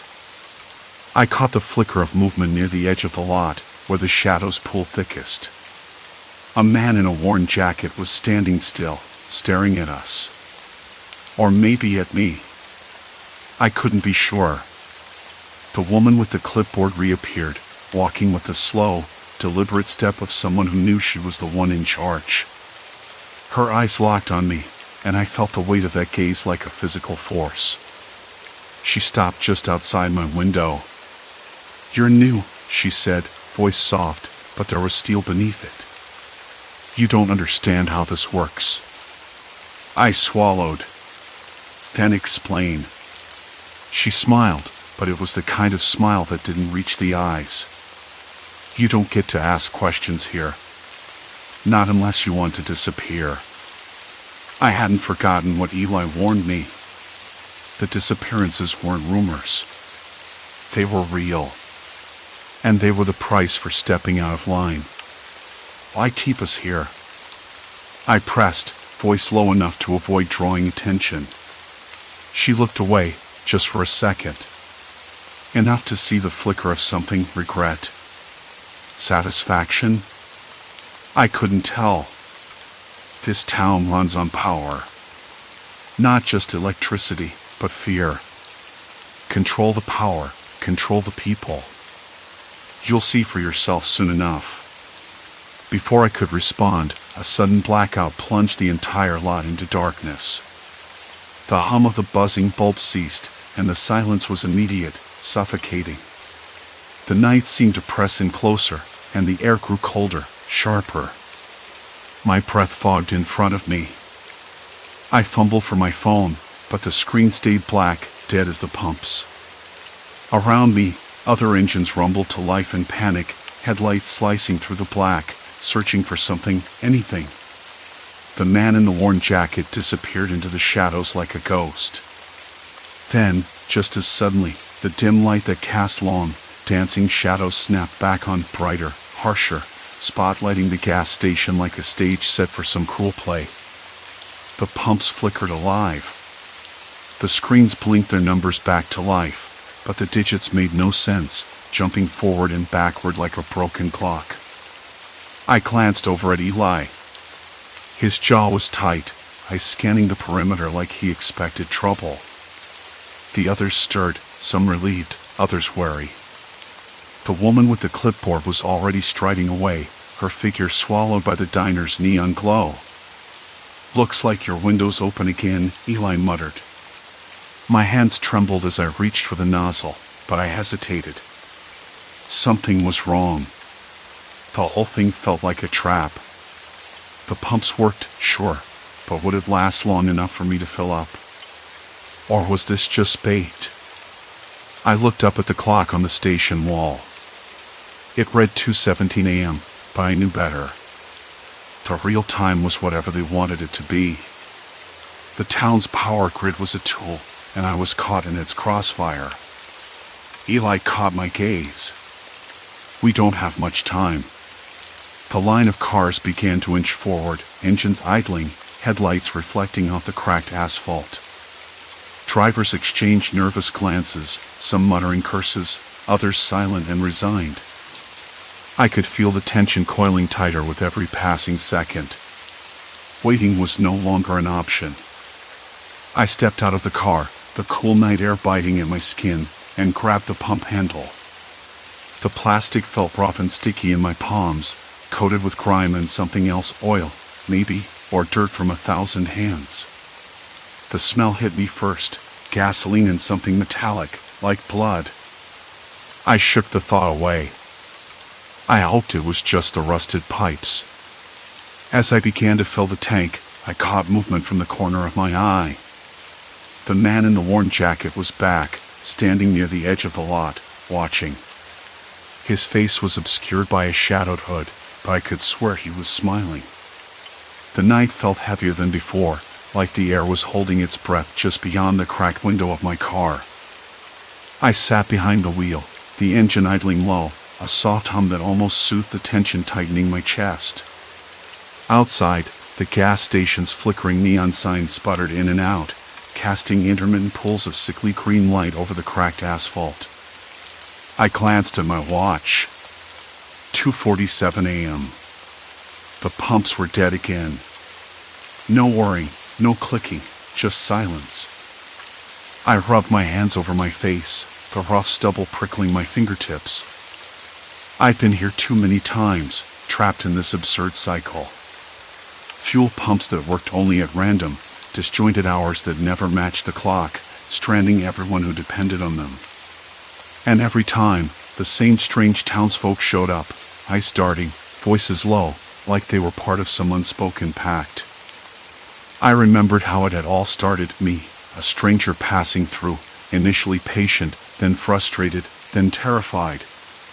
The gas station was just a place to fill up, a simple stop on a long journey. But it had become a trap, a strange force that bent reality, or so I thought at first. Now I knew better. It wasn't some ghost or curse. It was people. Someone was controlling the power grid, manipulating the pumps like puppets on a string. I slammed the door shut, the sound sharp in the quiet night. The scent of old gasoline mixed with the faint aroma of burnt coffee drifting from inside the convenience store. I hadn't been inside yet. Not really. Not since I'd noticed the patterns. The owners, those two thin men behind the counter, always the same, always watching. Their eyes were like mirrors reflecting nothing. I forced myself to get out, locking the car behind me. The ground was cold underfoot, damp with dew or something else, something more stubborn than moisture, perhaps the weight of waiting. The air smelled stale, like a forgotten room. The buzz of the overhead lights was steady, but the pumps stood silent, dark, and useless. "See you again," a voice said from the shadow near the store. I turned sharply. It was the thin man with the worn cap, the one who never smiled. His voice was soft, almost casual, but there was something in it that scraped against my nerves. "Why?" I asked, swallowing the lump in my throat. "Why the pumps? Why the hours?" He shrugged, stepping closer, the light catching the line of his jaw, sharp and unyielding. "Power's tricky in a town like this. Needs to be controlled. Otherwise, there's chaos. You wouldn't understand." I did understand, but I wasn't about to tell him that. People get stuck out here. They run out of gas, they get stranded. That's not control. That's torment. His eyes flicked away, and for a moment, I thought he might say more. But then he just nodded toward the back of the station. "You want to know the truth? Follow."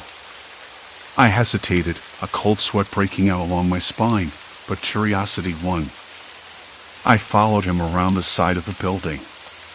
The night air grew colder, the shadows deeper. Behind the station was a narrow alley cluttered with rusted barrels and tangled wiring. He pulled aside a loose panel on the wall, revealing a jumble of electrical boxes and blinking lights, wires sneaking out like veins. "There," he said, voice low. "The heart of it all. We manage power here, cut it, reroute it, control who gets fuel and when. Keeps the town safe. Keeps the riffraff out." I stared at the panel, the blinking lights pulsing erratically. The wires looked fragile but somehow alive. "You're playing with people's lives. Stranding them like prey." He smiled, a thin, humorless curl of his lips. Sometimes, survival means making hard choices. You think this is random? It's all calculated. The timing, the power cuts. We decide who stays and who moves on. It's not personal. It's necessity. I swallowed hard. But what about those who need to get somewhere? Emergencies? Kids? Doctors? His expression hardened. This town isn't for everyone. Those who don't belong eventually leave or disappear. He paused, eyes narrowing. You're not from here. You don't get it. I did get it. The isolation, the control, the quiet menace lurking beneath the surface. This was about power, about keeping a grip on a place that didn't want outsiders. The pumps were a tool, a gatekeeper. Why tell me this? I asked, my voice barely above a whisper. Because, he said, closing the panel and turning back toward the store, you're the first to ask. Most just accept it. You're different. I felt a bitter taste rise in my mouth. Different. Maybe. Or maybe just stubborn enough to want out. Back in the car, I sat for a long moment, the engine still humming softly. The neon sign buzzed overhead, its glow now steady, as if it had finally decided to cooperate. I glanced back at the pumps. They flickered to life, one nozzle clicking and releasing fuel. The other stranded drivers, who had been watching me from their vehicles, perked up. One man, older with a tired face, started pumping his gas with shaky hands. Relief washed over me, but it was tinged with something darker, resignation. I filled my tank, the smell of gasoline sharp in the air, the wet cold settling on my skin. I thought about the man's words, about control and survival. About the town that didn't want to be found, that didn't want to be saved. I realized then that I wasn't just trapped by the pumps or the power grid, I was caught in the very soul of this place, tangled in its quiet cruelty. When I finally pulled away, the station fading into the rearview mirror, I didn't feel victorious. I felt changed. The road ahead was long and dark, but I carried with me a clarity I hadn't had before. The pumps might work on a whim, the town might hold its secrets tight, but I wasn't helpless anymore. I had seen the machinery behind the mask. And I had a choice. Driving down the empty highway, the night air cool against my skin, I understood something deeper about fear, not the kind that made you jump or scream, but the kind that settled quietly, reshaping your understanding of what safety means. The kind that forces you to decide what you'll accept and what you won't. I didn't know what lay ahead, but I knew I wouldn't stop asking questions. Not now. Not ever. The gas station disappeared behind me, a relic of control and quiet menace, but the feeling, the weight of that place lingered. I exhaled slowly, the tension in my shoulders easing just a little. The road was open. For the first time in a long time, I was free to take it. Story 4, Resonant Crossing, Distorted Bridge Realities. The morning air dangled low over the valley, thick with fog and the scent of damp pine, like the whole world was holding its breath. I stood at the edge of the old suspension bridge, the metal cables humming faintly under my fingertips. The bridge was a relic, a thin thread strung across the gorge, swaying on days like this, almost as if it were alive. It had been my job to fix its worn joints, to patch the rust and tighten the bolts, nothing glamorous, just a patchwork job to keep it standing for a few more years. I'm not exactly what you call a thrill seeker. Mostly, I like things straightforward, blueprints, torque wrenches, steady schedules. But that morning, something was off. I couldn't put my finger on it at first. The fog smelled different, drier somehow, like the usual wet earth was missing from it. The cables, which normally vibrated quietly when the wind blew, seemed to pulse with a rhythm I didn't recognize. A low, metallic resonance that made the air feel thick in my lungs. I chalked it up to nerves. It's easy to get rattled when you're perched 30 meters above a river that looks like churned up mud from here. The only sounds were the distant rush of water and the occasional creak of the bridge under its own weight. A crow cawed somewhere in the trees, sharp and sudden. I wiped the sweat off my brow, the metal rough against my calloused palms. The bolts I was tightening gave off a faint metallic taste in the back of my mouth, not literally, of course, but the air had a certain edge to it, like standing too close to high voltage. I frowned. That wasn't part of the job description. My phone buzzed in my pocket, a rare interruption, and I pulled it out to see a text from the office. Keep an eye on the readings from the sensor array. Something's weird with the electromagnetic field near the bridge. I stared at the screen, blinking. Sensor array? I'd been told to install a few gauges for structural integrity, nothing about electromagnetic fields. I glanced at the cables. They looked normal enough, steel strands twisted tight and dull in the gray light. But then again, I wasn't an expert in electromagnetism. Still, I couldn't shake the sensation that the wires were doing something else, something invisible. I called the office back.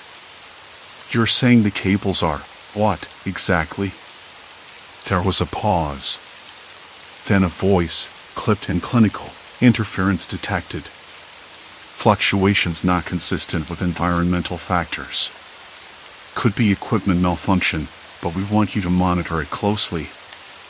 I nodded, though no one could see me. Got it. I'll keep a log. I ended the call and turned back to the bridge. The morning fog was thinning now, sunlight breaking through in pale shafts that made the steel glint faintly. I stepped carefully along the walkway, feeling the sway beneath my boots. The bridge had always felt a little unstable, and today it seemed even more so. I still can't explain it. A sudden draft brushed past me, colder than the air should have been. I shivered and pulled my jacket tighter. Somewhere below, the river's roar grew louder, but it wasn't just water anymore. There was a strange, almost mechanical hum mixed in. I stopped and listened. The hum didn't come from the river, it came from the cables themselves. Okay, I muttered, more to myself than anyone else. That's new. I knelt beside one of the main cables and ran my hand along it.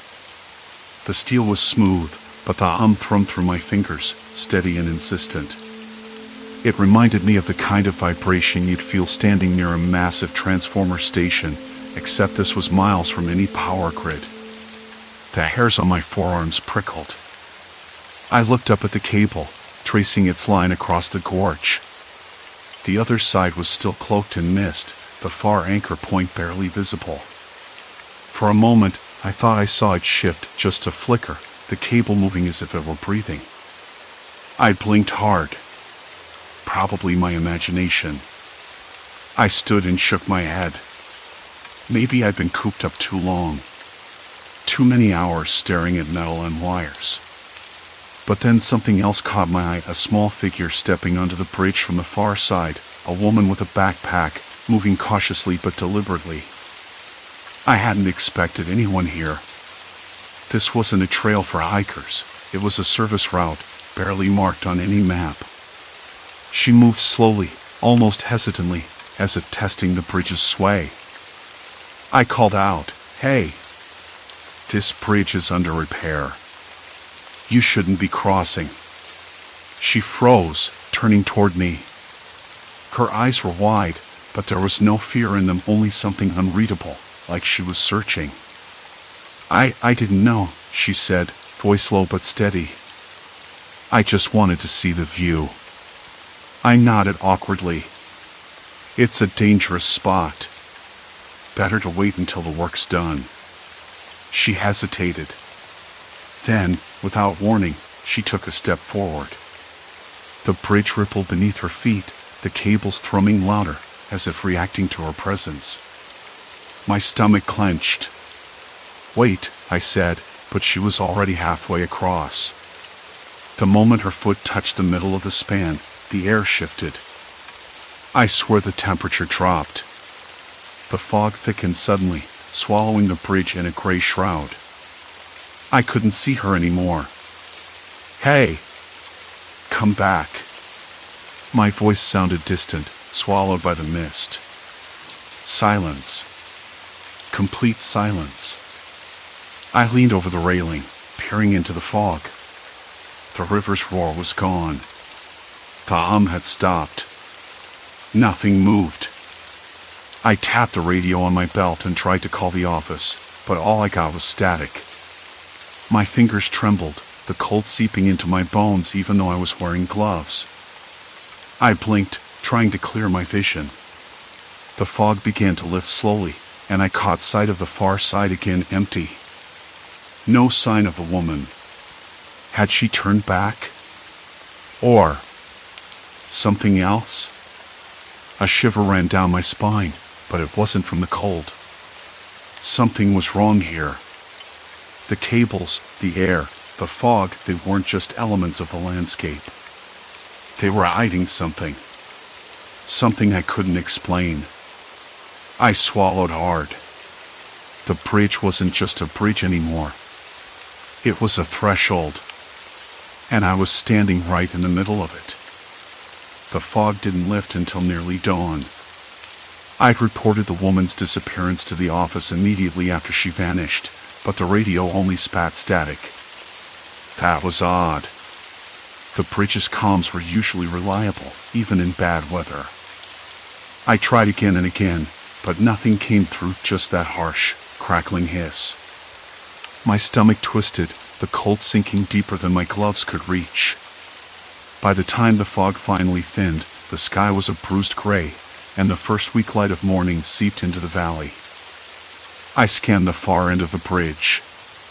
No sign of her. No footprints on the decking either. The boards were dry from last night's rain, and the wind had erased any trace she might have left. It was as if she'd never been there at all. I sat down heavily on one of the maintenance platforms, rubbing my hands together. The cables, those thick steel lifelines stretching across the river, felt different now. Not just physically, but something in the air around them had shifted. I'd noticed it the night before, that odd prickling sensation on my skin, but now I was sure of it. The electromagnetic field. It was no accident. I pulled out my phone and opened the Notes app, fingers fumbling as I typed. Cables disrupt local EM field. Possible interference with navigational devices. Strange disappearances reported. I paused, rereading the sentence. Sounded like something out of a bad sci-fi novel. But I knew better. After last night, I didn't doubt the cables could be messing with more than just radios. Hey! A voice startled me. I looked up to see Mark approaching, his boots thudding softly against the metal grating. I hadn't realized how long I'd been alone. His face was pale under the gray light, eyes sharp with concern. "You all right?" he asked, stepping closer, pulling his jacket tighter around him. "You sounded freaked out over the radio. What's going on?" I hesitated, then explained what happened to the woman disappearing, the silence, the fog, the dead hum. Mark listened quietly, nodding slowly. "Could have been hypothermia," he suggested, though I caught the edge of doubt in his voice. "Or maybe she just turned back and we missed her." "Maybe." I rubbed my neck. "Except the cables. Have you noticed anything unusual about the EM readings from the sensors? They fluctuate wildly near the bridge." Mark frowned and pulled out his tablet, tapping the screen. "Let me check." His fingers danced over the display, bringing up graphs and logs. "You're right. Look here." He pointed at a series of spikes in the electromagnetic data, sharp deviations with no obvious source. "These aren't random. They line up with the times people reported weird stuff, disorientation, lost time, even missing hikers." "Exactly." I felt my pulse quicken. And the fog. It's like the cables tweak the environment, mess with perception. Maybe even interfere with GPS or compasses. Mark's eyes narrowed. So, what? This bridge is some kind of trap. I laughed, but it was hollow. Not a trap. More like a filter. A glitch in the system. We stood in silence for a moment, the morning air tasting metallic and damp. The river below was a dull gray mirror, reflecting nothing but sky. Have you talked to anyone else? Mark asked. No one official. But I found some old reports, local sheriffs, hikers, even a park ranger who vanished for a day and came back talking nonsense about another valley. Another valley. The phrase echoed in my mind. I dismissed it at first, a hallucination or exhaustion. Now, I wasn't so sure. We need to test it, I said, voice low. Methodically. If the cables are causing this, we have to understand how and why. Mark nodded, eyebrows drawn together. I'll help. But we'll need gear, EMF meters, GPS units, maybe some cameras to record everything. We agreed to meet at the ranger station that afternoon. I wanted to see the bridge again in daylight, to feel the cables under my hands in the clear light of day, not just in fog and shadows. Walking back toward the road, I kept glancing over my shoulder.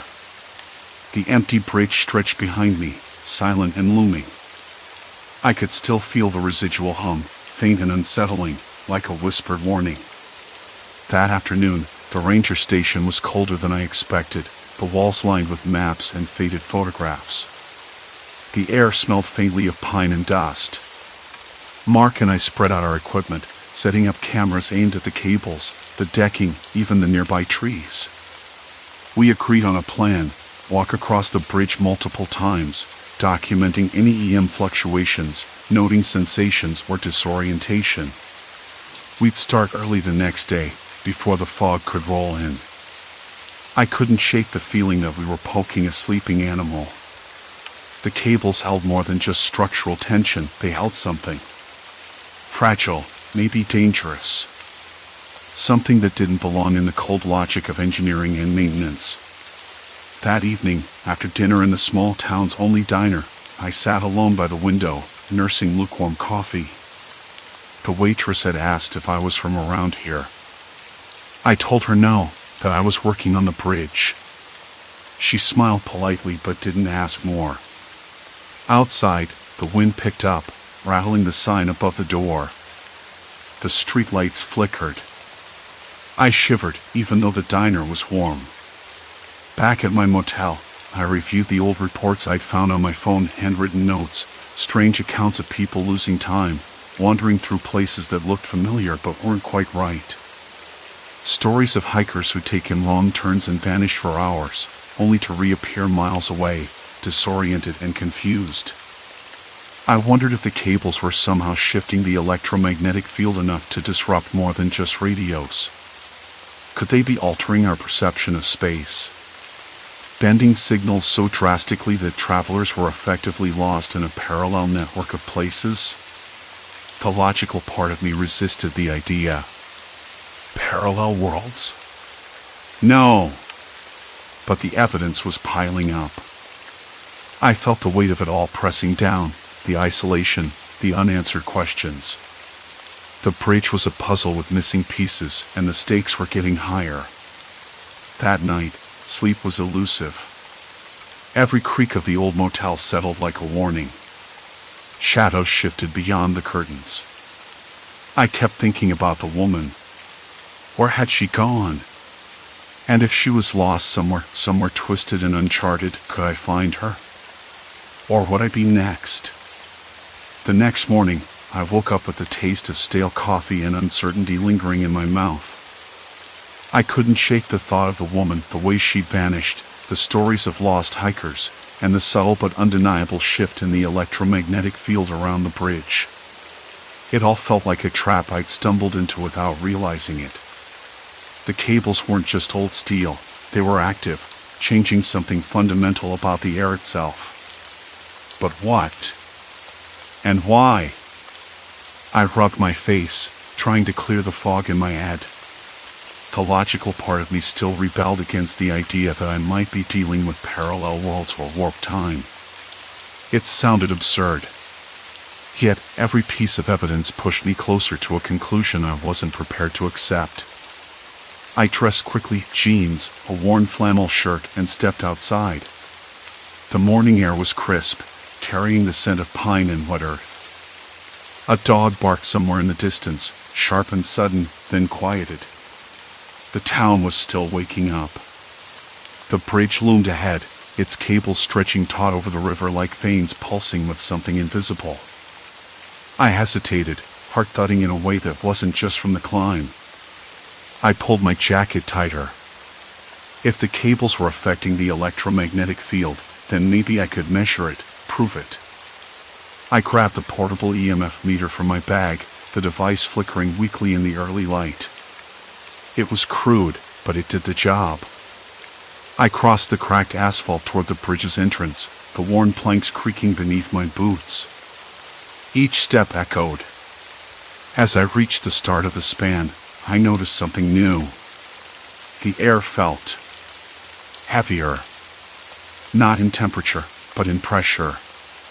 My skin prickled, like static electricity rubbing beneath my shirt.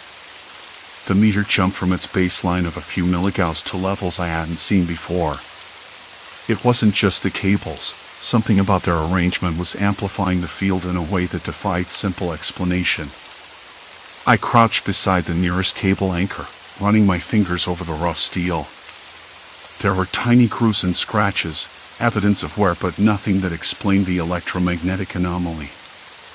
I glanced down at the river rushing below, its dark water churning. The sound was a low roar, steady, relentless. Then I heard footsteps behind me, soft, deliberate. I spun around. "Hey," a voice called, hesitant but firm.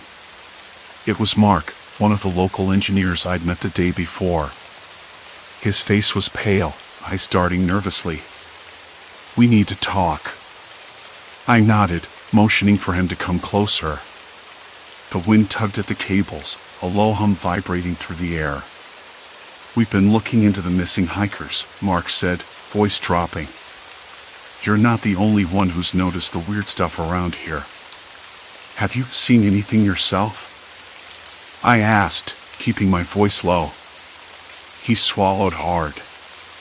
"A few weeks ago, a friend of mine took a shortcut across the bridge. He was gone for almost 6 hours. Came back disoriented, said the trees looked different, like they'd shifted overnight. And the river. I don't know. He said time felt wrong. Like he was stuck in a loop or something." I blinked. 6 hours.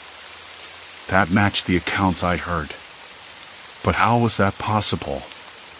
The cables, the field, they must be warping the space in some way, maybe creating pockets where time slowed or sped up. A distortion.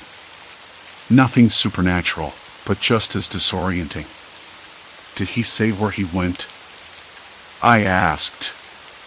Mark shook his head. No idea. He couldn't remember much. Just that it wasn't here anymore. The thought hit me like a cold wave.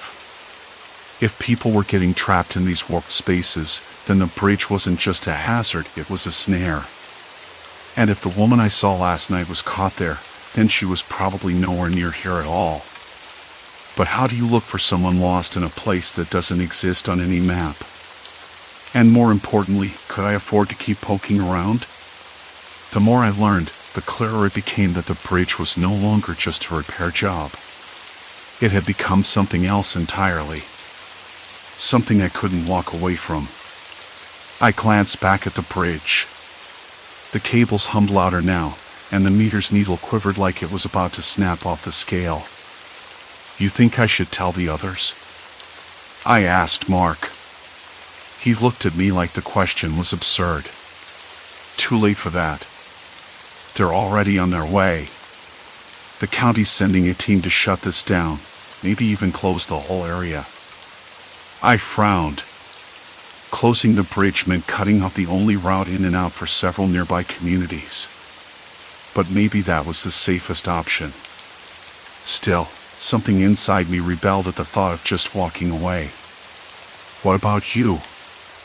I said. "Are you going to leave?" Mark hesitated, then shook his head. "Not until we know what's really going on. This is bigger than just a bridge. And now you're involved too." His words settled over me like a cloud. I was involved.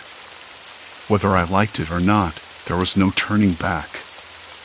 I pulled out my phone, checking the signal, weak, but still alive. I tried to reach the local sheriff, to warn him, but all I got was static. The bridge's interference was stronger than I thought. The realization hit hard. The cables weren't just shifting electromagnetic fields, they were isolating the area, cutting off communication. If something went wrong, no one could call for help. Not easily. I swallowed, my hands trembling. The isolation wasn't just geographical, it was technological. A perfect setup for people to disappear without a trace. "Listen," Mark said, lowering his voice. "There's something else. The bridge's original blueprints, they're missing. No records, nothing. Whoever built this didn't want anyone to know what they were doing. Maybe that's why the cables are the way they are. Not just for support, but for something else entirely." I stared at the rusted steel, the thick cables stretching into the misty morning. I thought I was fixing a bridge. Instead, I was unraveling a conspiracy, one that had been hidden for decades. The weight of it pressed down on me. If the blueprints were missing, that meant no one really understood the bridge's design. No one knew how far the electromagnetic distortions extended, or how deep the trap went. I felt trapped myself. The bridge was no longer just a job site, it was a point of no return. Mark glanced over his shoulder, eyes sharp. "We should move. The county crew will be here soon, and they won't like what we're digging up." I nodded, heart pounding. There was no turning back now. The woman, the lost hikers, the shifting fields, it was all connected, and I was right in the middle. As we started back toward the road, the EMF meter in my hand suddenly spiked violently. I dropped it to the ground, watching as the dial spun wildly before settling into a steady, high-pitched tone. Then the world seemed to tilt. A cold rush of air swept past us, carrying a faint, metallic tang that burned the back of my throat. The trees ahead warped, their branches bending at impossible angles. The river's roar twisted into an eerie, echoing howl. I froze. Mark grabbed my arm, his grip tight. "Did you feel that?" he whispered, voice barely audible. I nodded, swallowing hard. My mind raced. This was no accident. The bridge was active, reacting. And it wasn't done with us yet. We stood there, caught between two worlds, the line between them thinner than I'd ever imagined. The bridge wasn't just a structure. It was a gateway. And it was waiting. The sun had already dipped low behind the trees when Mark and I packed up, the sky thickening into a bruise of twilight. The cables stretched across the gorge like silent sentinels, their taut lines humming faintly, a sound I could almost swear wasn't natural. I kept glancing back, as if the bridge itself might suddenly shift or dissolve beneath me. "County crew's gonna be here any minute," Mark said, voice low but urgent. His eyes didn't meet mine, fixed instead on the winding dirt road that led off into the woods. "We need to disappear before they see what we found." I swallowed, the weight of the missing blueprints and the strange electromagnetic readings pressing on my chest. It wasn't just a bridge. It was a trap. And I was stuck inside it. We scrambled down the embankment, the gravel grinding under our boots. The air smelled like wet earth and pine, but beneath it was something sharp, metallic, like the taste of rust on my tongue. My fingers trembled as I stuffed the folder with the blueprints and notes into my jacket pocket. It had to be enough. Mark glanced behind us, the muscles in his jaw twitching. "You sure you're ready for this?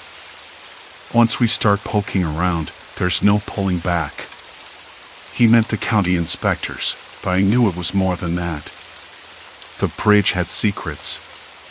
And if those secrets were exposed, who knew what would happen? The forest was alive with the sounds of night crickets chirping, leaves rustling in a breeze I couldn't feel on my skin. It was unnerving how quiet it was compared to the bridge. No hum. No crackle. Just silence. We reached the truck and I slid into the driver's seat, hands slick on the wheel. The engine roared to life, a jarring contrast to the stillness behind us. As we pulled onto the road, I glanced in the rearview mirror. The bridge stood dark against the sky, a jagged silhouette. The cables seemed to pulse faintly, like veins under the skin. "Let's get out of here," Mark muttered. But as we drove, I couldn't shake the feeling we were being watched. Not by animals. Not by the county crew. Something else. Something patient. Later, back at my apartment, I spread the blueprints across the kitchen table. Under the harsh glow of the fluorescent light, the lines and annotations seemed to twist and warp.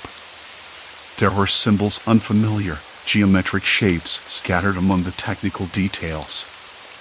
Whoever designed this bridge had hidden more than just structural plans. I traced a finger along the cable's path, noting where the electromagnetic spikes had registered on my instruments. The field wasn't random. It was engineered. Directed. The bridge wasn't just a crossing, it was a gateway. And that meant the missing people, the woman, the hikers, they hadn't just disappeared. They'd crossed over. I rubbed my eyes. The thought was dizzying.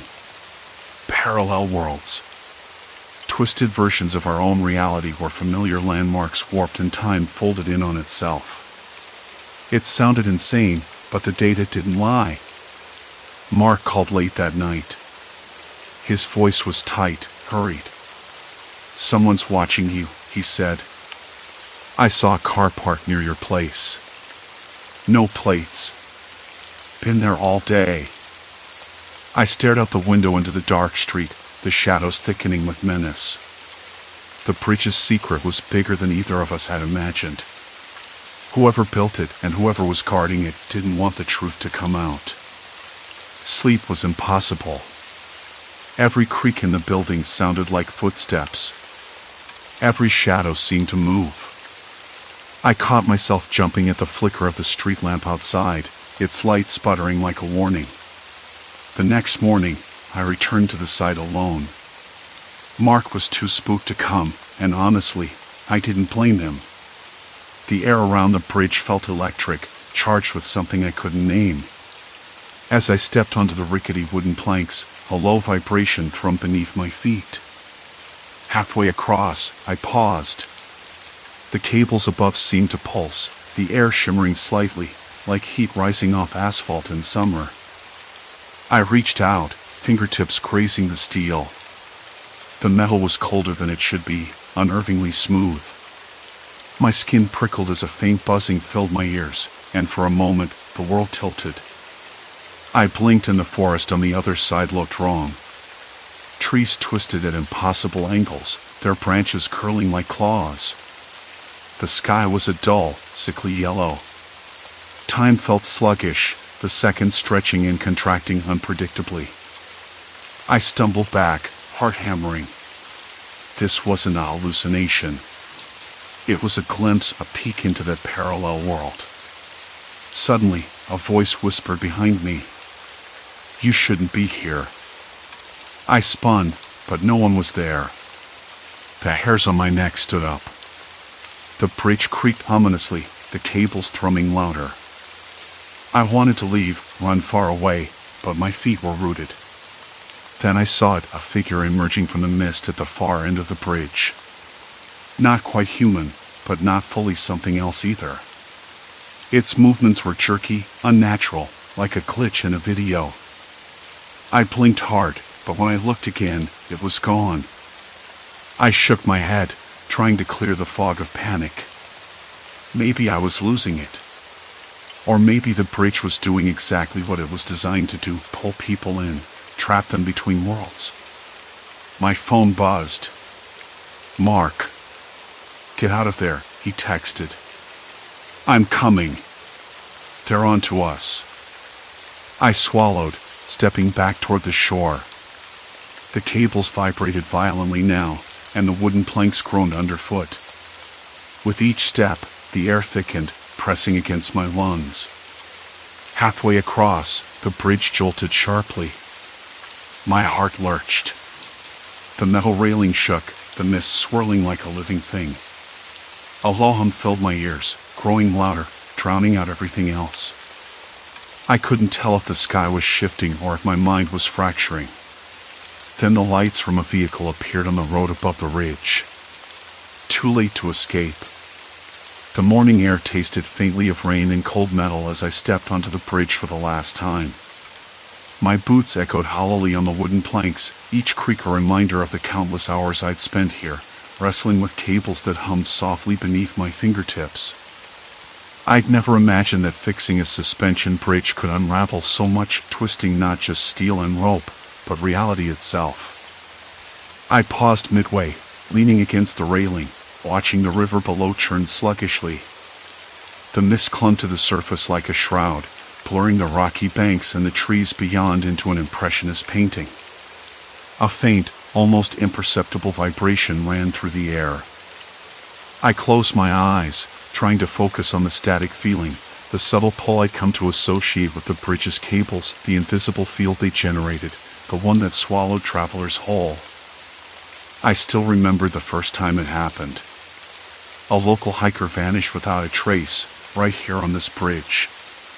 The police had no leads, just rumors and frantic families. Then another. And another. The pattern was undeniable if you looked past disbelief. The cables weren't just rusting steel, they were conduits, shifting the electromagnetic field, warping time and space in ways I couldn't fully explain. Parallel worlds, yes, but not ghosts or magic. Just science gone awry, or maybe forgotten.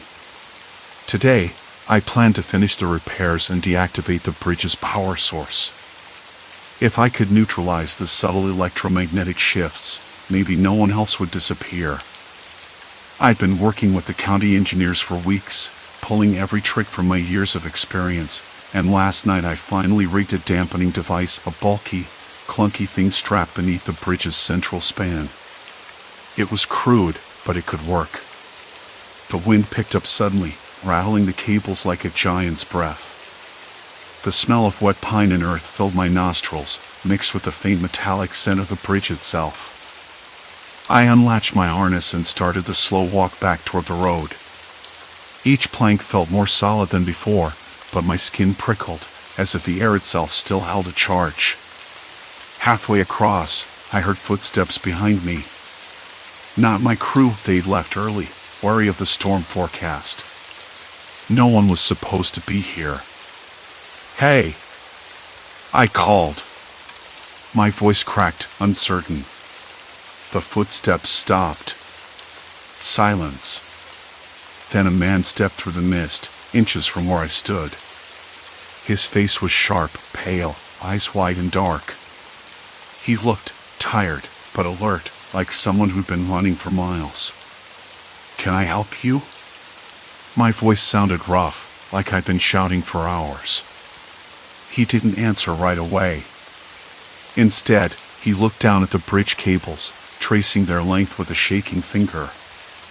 "You fixed it," he said finally. "The bridge. The field's gone." I narrowed my eyes. "Who are you?" He hesitated, then pulled a crumpled photo from his jacket. The edges were worn, the picture faded, a family picnic near the river, kids laughing beneath the sun. I was lost, he said. Trapped in that other place, the one the bridge pulled me into. I don't know how I got back, but it was hell out there. Nothing like this world. I swallowed hard. This was the first person who'd returned on their own, no rescue, no explanation.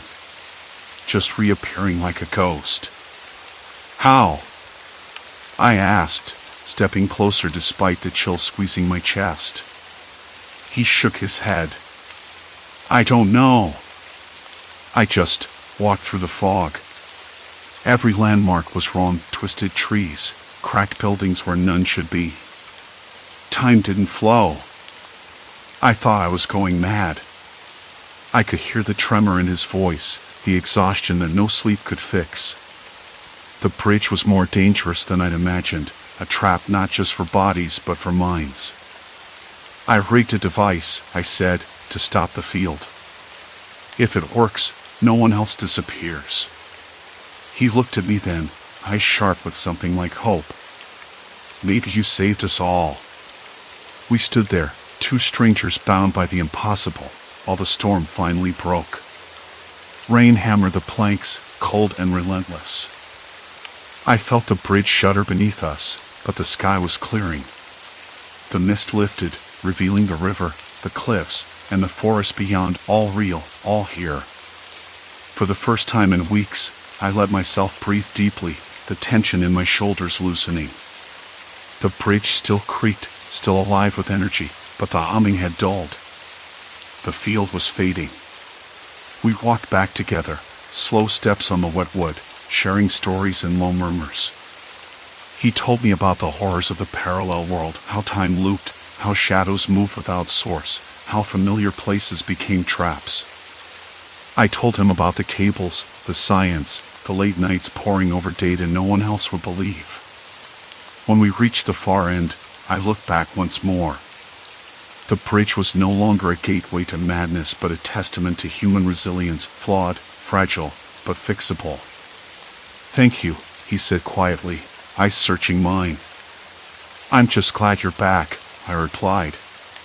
He nodded, then disappeared down the path toward the nearest town, swallowed by the forest's embrace. Alone now, I sat on the railing and watched the sun break through the clouds, casting golden light over the river's restless surface.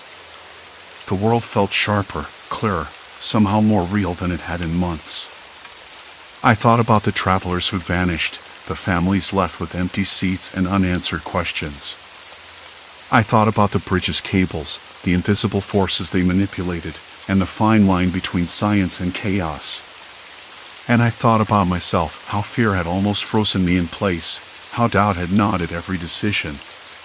But now, standing here, I understood something I hadn't before. Some dangers don't come from outside. They come from letting mysteries fester, from ignoring the quiet signals beneath the noise. The bridge was fixed. The field was gone.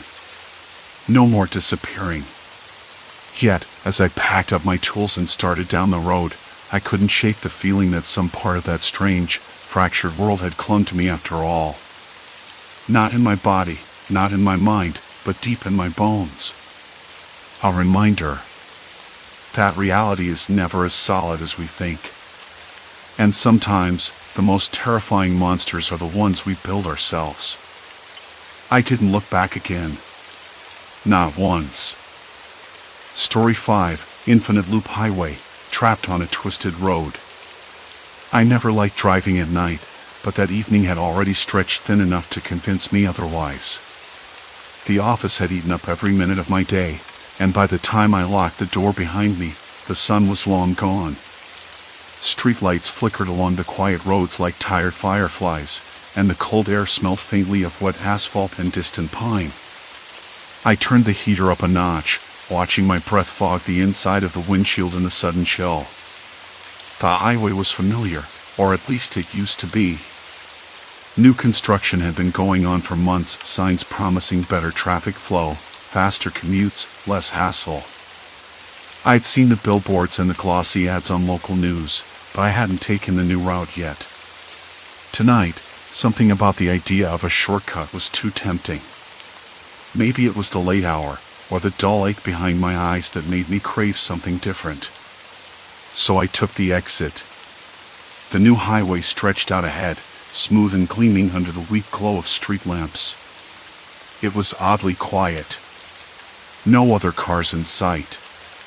The road curves appeared graceful on the map, but on the ground, they twisted in ways that felt unnatural.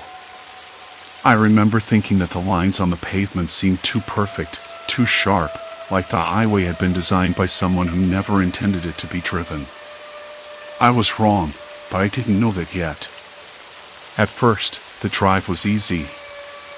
My radio played soft jazz, the kind of music I usually avoided but found comforting now. The hum of tires on concrete was steady, soothing even.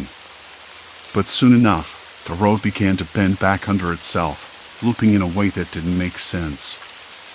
I glanced at the GPS, expecting the familiar blue line to lead me home, but the screen was blank. No signal. Not even the little spinning icon that shows it's searching. Just an empty gray map. I tapped the screen. Restarted the navigation app. Nothing. Great, I muttered, voice rough after hours of silence. Just great. I pulled over at a rest stop, or at least I thought it was one. The sign was worn, the paint peeling like it hadn't seen maintenance in years.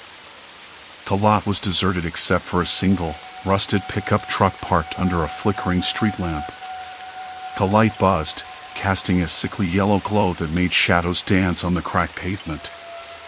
I stepped outside, the cold air biting my cheeks and filling my lungs with a scent of something faintly chemical, like paint thinner mixed with moss. The silence was overwhelming. No crickets, no wind in the trees, just a heavy stillness that pressed down on my shoulders. That's when I noticed the tire tracks. They weren't just from the pickup. There were dozens of them, crisscrossing the lot and leading back onto the highway. The odd thing was, many of the tracks looped in impossible circles, overlapping each other like a tangled skein of thread. I squinted, trying to make sense of the patterns. Why would anyone drive in loops like that? It looked like someone had been lost. I felt a shiver crawl down my spine. I told myself it was just tiredness playing tricks. I was imagining things. Still, I didn't want to get back in the car just yet. That's when I heard it, a soft tapping sound coming from the edge of the lot. Not a footstep, not quite.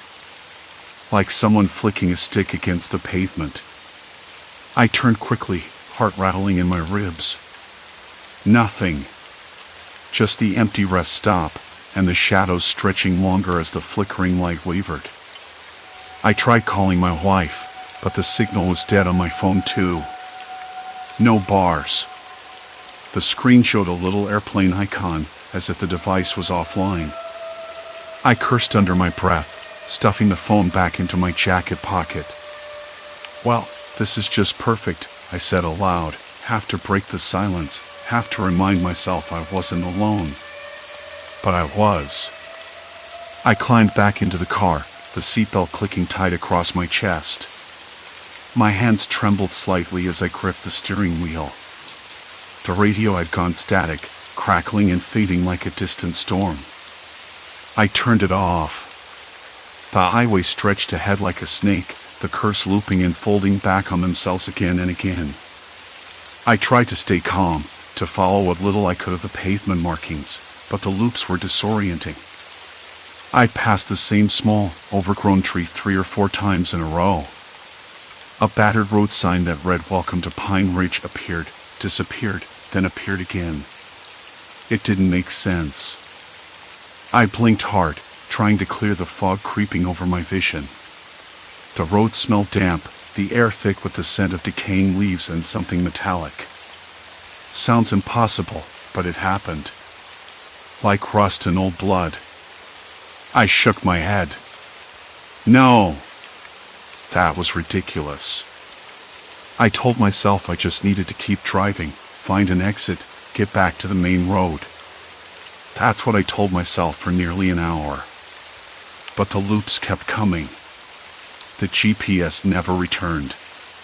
The same rest stop appeared again, exactly the same, the flickering light, the rusted pickup, the tire tracks tangled like a trap. I stopped the car, breathing hard. My knuckles were white on the wheel. Was I going crazy? Sleep deprivation? Maybe. Maybe I was. Then I saw it. A figure standing at the edge of the rest stop. Watching. Not moving. Just watching. My breath caught. I blinked. The figure vanished. The shadows stretched and twisted, but there was nothing there. I tried the horn, the lights, even starting and stopping the engine. Nothing changed. The highway curved endlessly ahead, swallowing me in loops, swallowing everyone who took the detour. I remembered something from the news rumors, really about people going missing near this new highway stretch.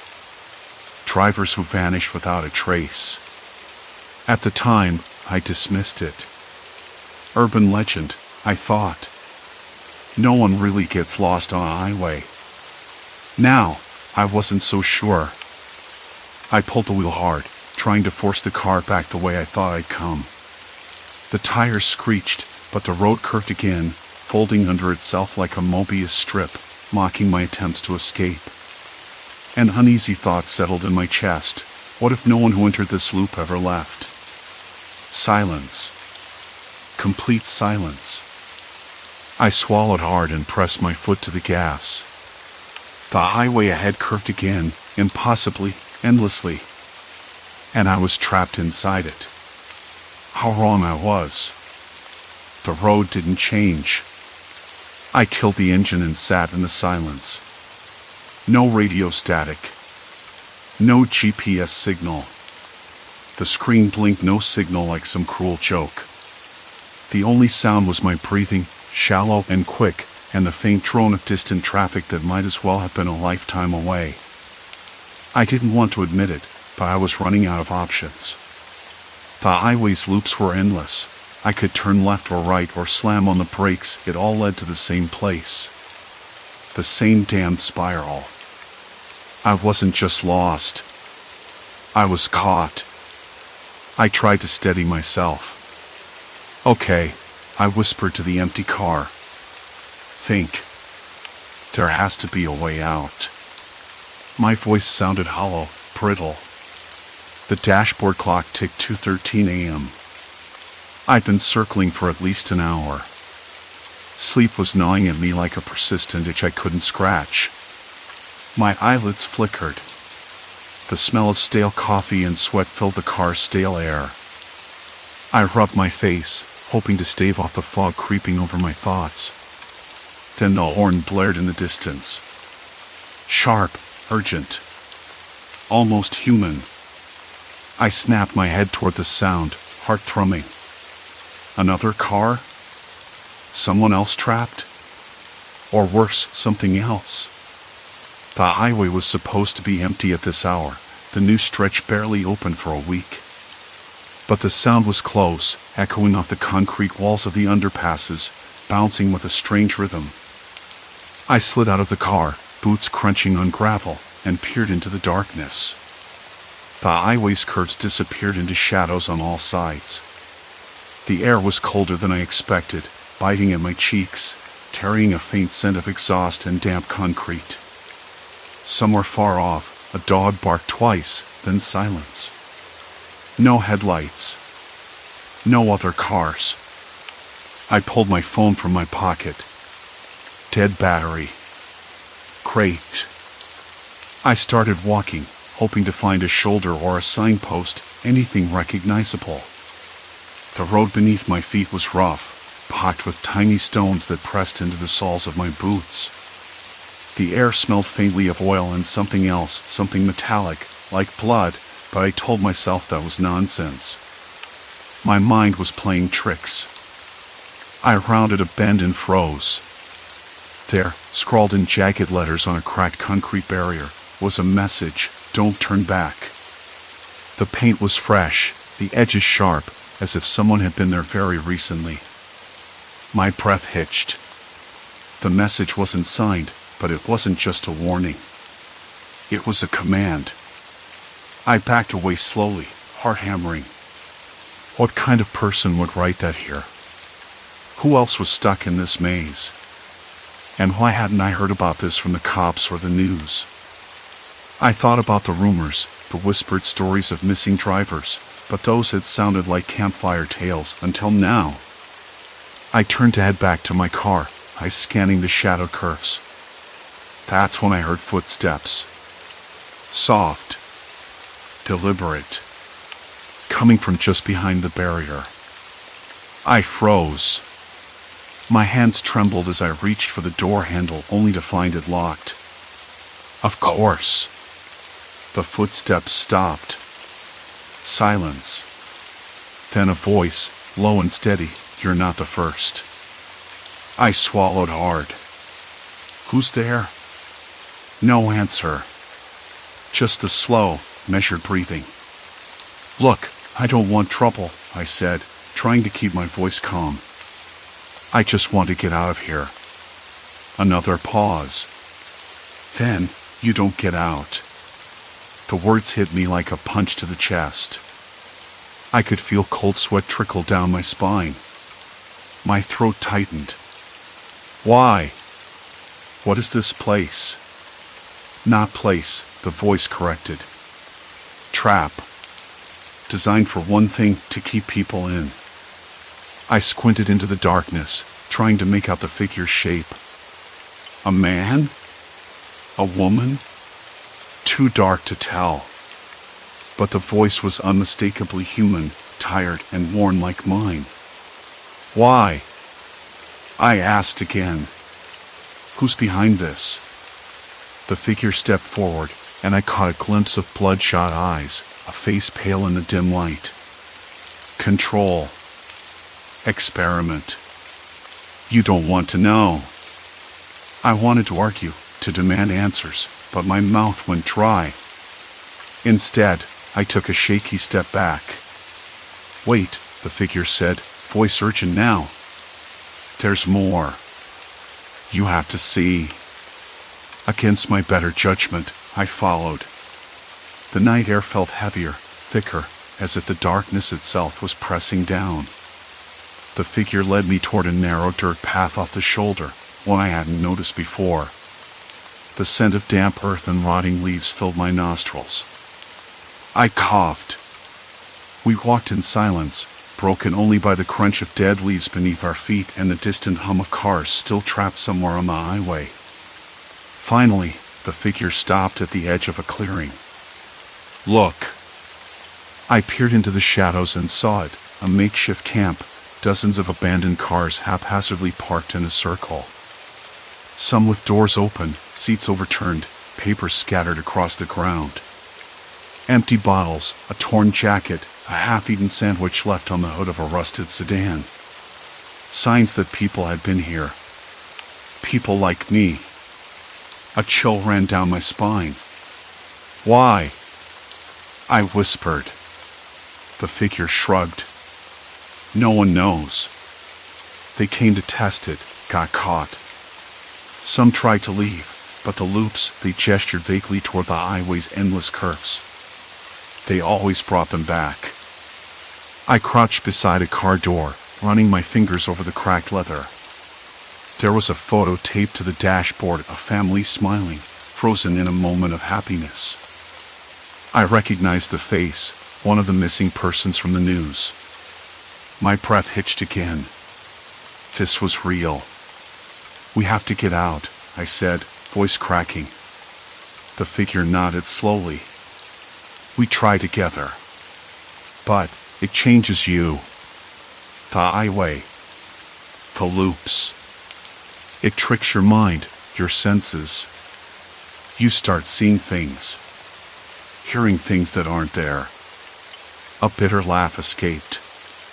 Or maybe they're there. Who knows anymore?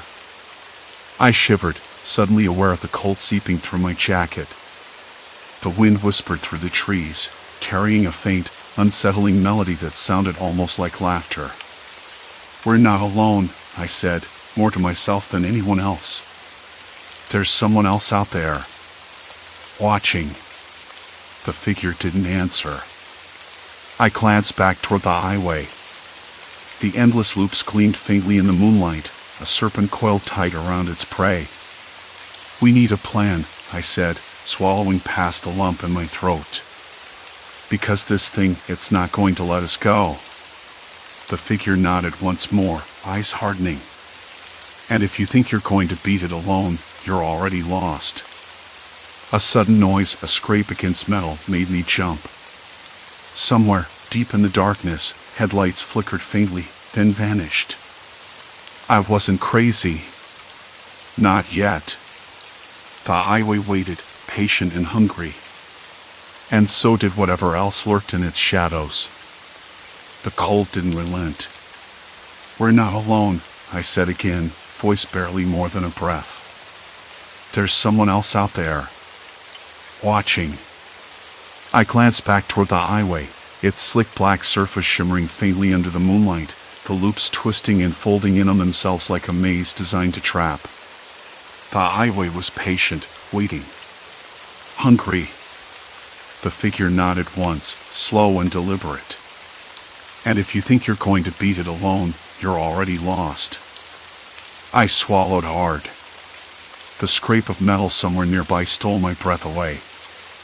Headlights flickered just for a second, then blinked out like a candle snuffed by an unseen hand. My hands trembled on the steering wheel, slick with sweat despite the chill. This wasn't just some bad dream. Someone else was out there, and they weren't leaving anytime soon. "We need a plan," I said, though the words felt hollow. "Because this thing, it's not going to let us go." The figure didn't answer, just stepped closer, the gravel crunching beneath their boots. Their presence filled the car's cramped space, but the cold outside felt nothing compared to the chill settling in my chest. I tried to read their expression, but the shadows swallowed most of it. Still, I caught that flicker of something, resolve. Desperation?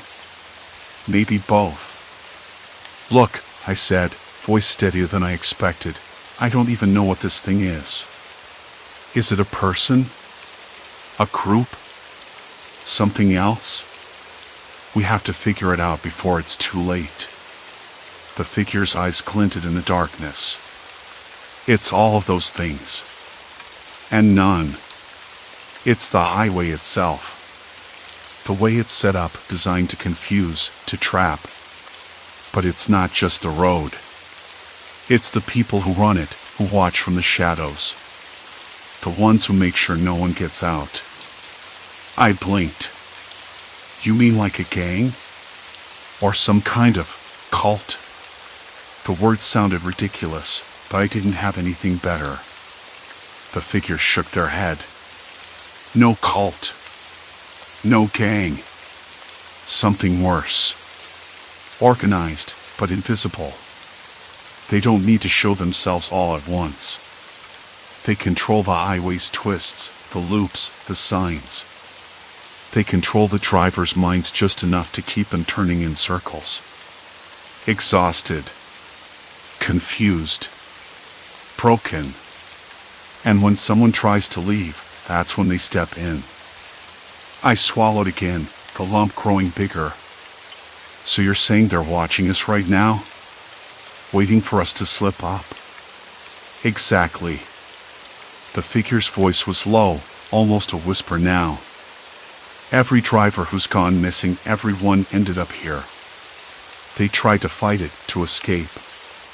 None of them made it out." A cold sweat broke out on my forehead. "How do you know all this? If you know, why are you still here?" The figure hesitated, then said, "Because I was trapped once. I got in too deep. I managed to break free, but not without losing part of myself. Now I'm here to stop others from falling." I wanted to ask what they meant by losing part of themselves, but I didn't. Instead, I looked back at the highway. The loop seemed to pulse, like a living thing breathing in the night. The GPS on my phone was dead. No signal. The radio crackled and died. My fuel gauge was flirting with empty. I ran a hand over my face, feeling the rough stubble and the chill sweat.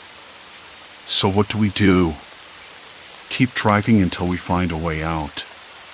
The figure shook their head. No. That's the trap. The highway loops back under itself in ways that don't make sense. You think you're going forward, but you're just going deeper in. The only way out is to find the control point at the center of the maze, where they watch and manipulate everything. I frowned. Control point? Like a switch room or something? Something like that. A building or a bunker. I don't know exactly. But it's there. And if we find it, maybe we can shut this whole thing down. The sound of tires skidding on gravel snapped me out of my thoughts.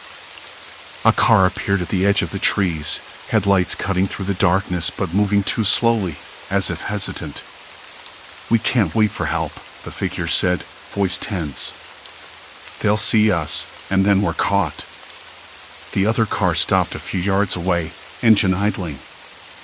I caught a glimpse of someone inside, a man, maybe in his 40s, eyes darting nervously. He honked once, sharp and urgent. I wanted to warn him, but the figure grabbed my arm. Don't, they whispered.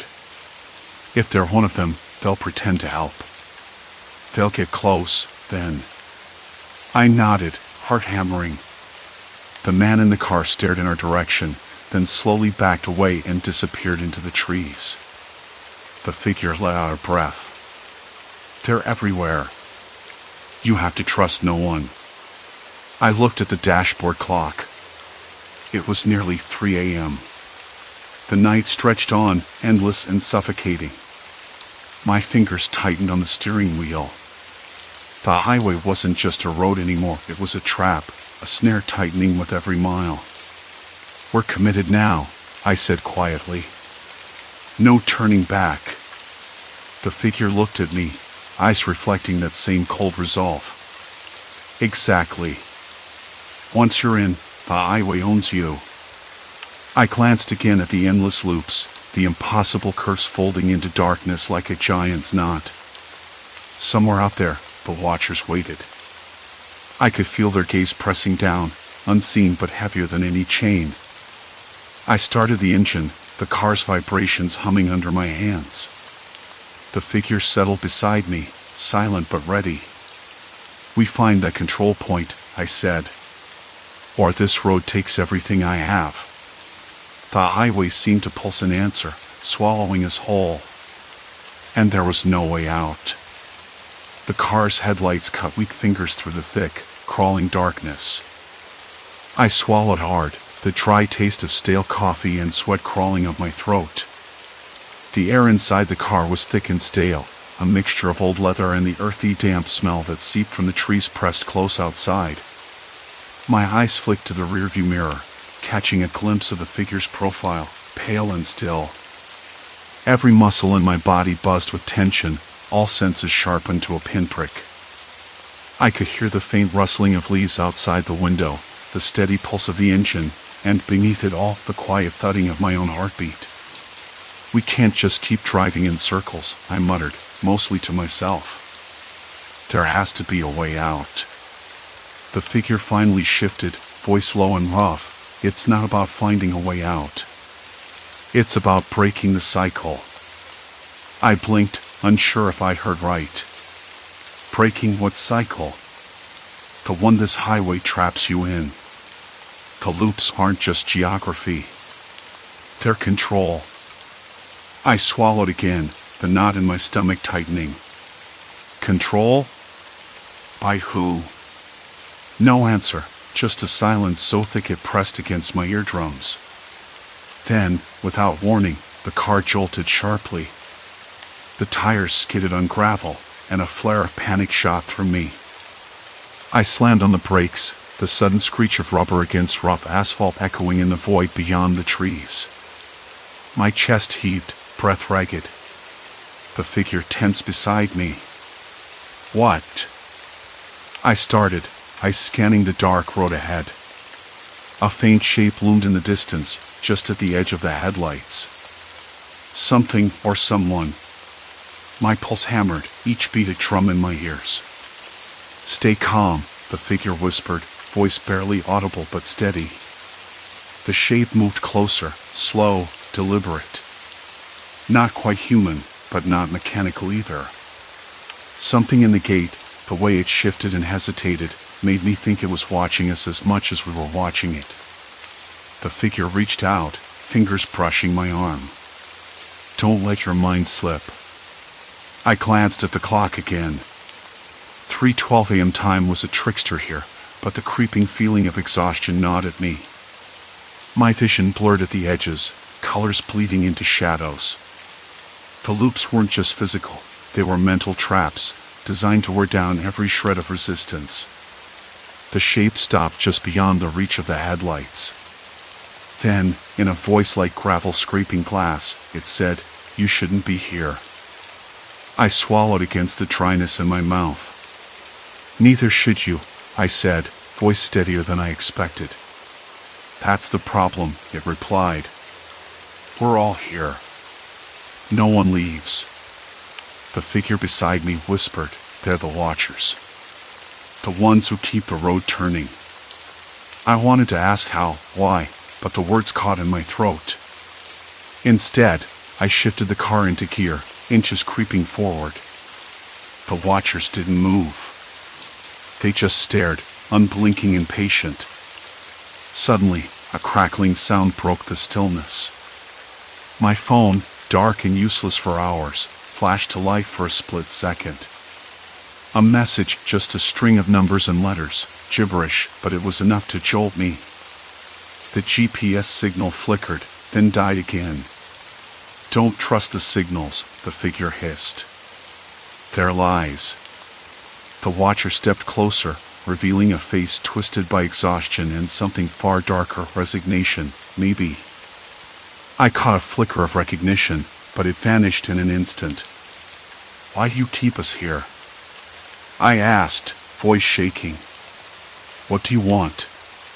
The watcher's eyes narrowed. "We want what everyone wants, control over the madness." A cold shiver ran down my spine. Madness. That word circled around in my head like a vulture. The figure beside me tightened a hand on my arm. "You're close to breaking. That's why they're here." I blinked, fighting the blur creeping into my vision. Breaking what? Your grip on reality. I swallowed again, dry and bitter. "I'm not crazy." The watcher smiled, slow and cruel. "Not yet. But you will be." The road suddenly shifted beneath my tires, the loops folding tighter, the darkness closing in. I slammed on the brakes, heart pounding so hard it felt like it might burst through my ribs. The car shuddered, the engine groaning as if resisting the endless spiral. The figure leaned close, voice sharp, "You have to remember who you are. That's the only way out." I wanted to believe that. I had to. But the shadows in the trees seemed to lean closer, whispering promises of oblivion. The air smelled of wet earth and something metallic, fear, maybe. "Listen," I said, voice cracking, "what if there's no way out?" The figure's eyes met mine, steady and unyielding. "Then we make one." I took a shaky breath, the taste of cold sweat thick on my tongue. The highway wasn't just a trap. It was a test. And it was far from over. Suddenly, headlights flashed behind us, bright, blinding, closing fast. The watcher hissed, "They're coming." I slammed the car into reverse, tires spinning on loose gravel. The road twisted, but the headlights followed, relentless. "No choice," I muttered. "We fight with what we have." The figure nodded, voice low but fierce. Hold on. The highway looped again, impossibly tight, as the chase closed in. The darkness pressed, the watchers prowled, and somewhere deep inside, I realized the only thing worse than being trapped was giving up. The night was far from over. And so was the highway's grip. The morning light was nothing like I expected.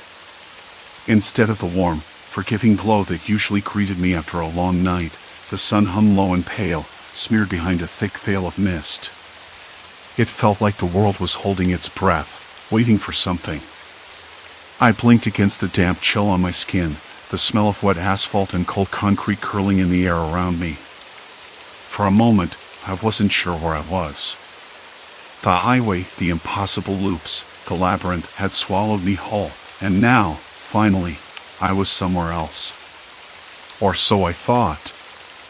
I sat in my car, the engine ticking as it cooled, my fingers wrapped tightly around the steering wheel. The knots in my shoulders had loosened a little, but my hands trembled. Not from cold. From something else. The deep, grinding ache of relief mixed with exhaustion. I looked at the dashboard clock, its faint green digits flickering unevenly. Time was a joke out here. Had I been trapped for hours? Days? It didn't matter anymore. What mattered was that the GPS was working again, the little blue dot moving steadily along the straight road on the screen. Real roads. Roads that didn't fold back on themselves like a Mobius strip designed to trap drivers forever. I stepped out of the car, the gravel crunching under my boots. The air was thick and smelled of earth and pine, the kind of smell that roots you to a place and time. I breathed it in, deeply, as if it could wash away the last remnants of that hellish night. My legs were stiff, muscles cramped from hours of tension and stopping and starting, turning in circles, getting nowhere. I looked back the way I thought I'd come, but the highway was gone. Just a patch of empty field, a few stray trees, and the distant hum of traffic far away. I didn't want to believe it had been a dream, but I knew it wasn't. The hunger, the thirst, the exhaustion, the eerie silence that had swallowed the highway, they were all too real. I'd seen the wrecked cars, the abandoned phones, the faces of people who weren't quite there anymore. I could still taste the stale air, heavy with the scent of sweat and fear. And worst of all, I'd heard the voices. Not ghosts, never ghosts. People. Real people, their words laced with desperation, incredulity, and, finally, defeat. I remembered the man in the silver sedan, his eyes wild and unblinking, whispering about the loops and the vanishing exits. The woman in the red pickup, her hand shaking as she tried to call for help, her voice breaking when she realized no one was listening.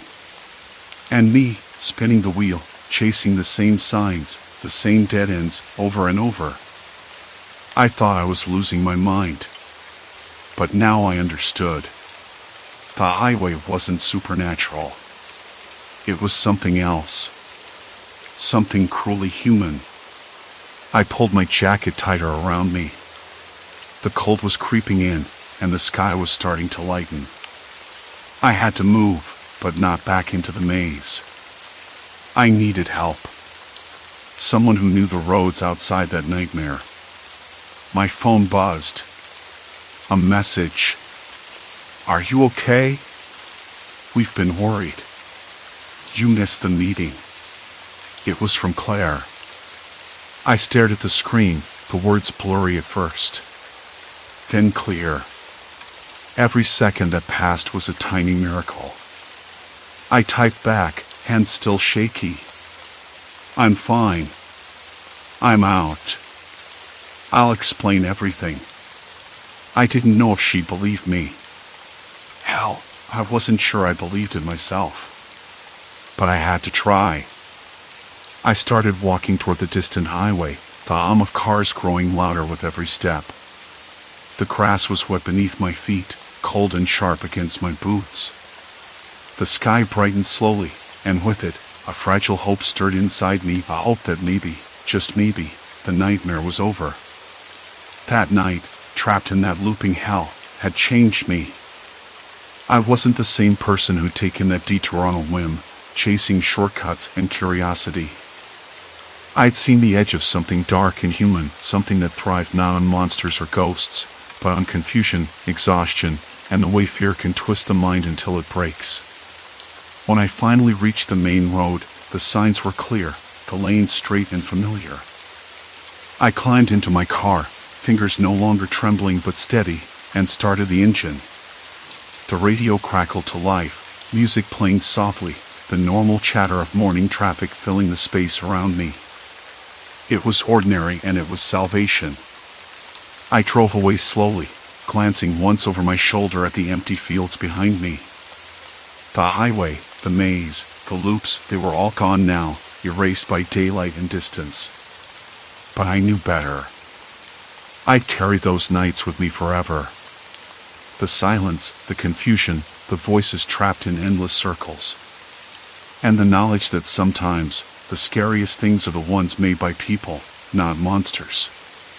Claire was waiting for me at the diner on the next exit. When I walked in, she looked up, eyes wide, relief flooding her face. We didn't say much at first. Words felt inadequate. Instead, we sat in the quiet hum of the morning, drinking coffee that tasted like hope and second chances. "Tell me everything," she said finally. And I did. I told her about the highway that ate people alive, the loops that twisted reality, the exhaustion that blurred the line between waking and nightmare. About the voices and the cars left behind. About the way fear could trap you more effectively than any chain.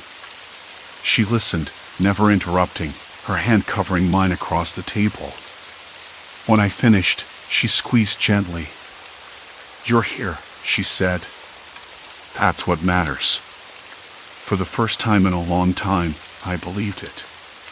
Not because the highway had released me, no, that was luck, or maybe fate, but because I was no longer alone.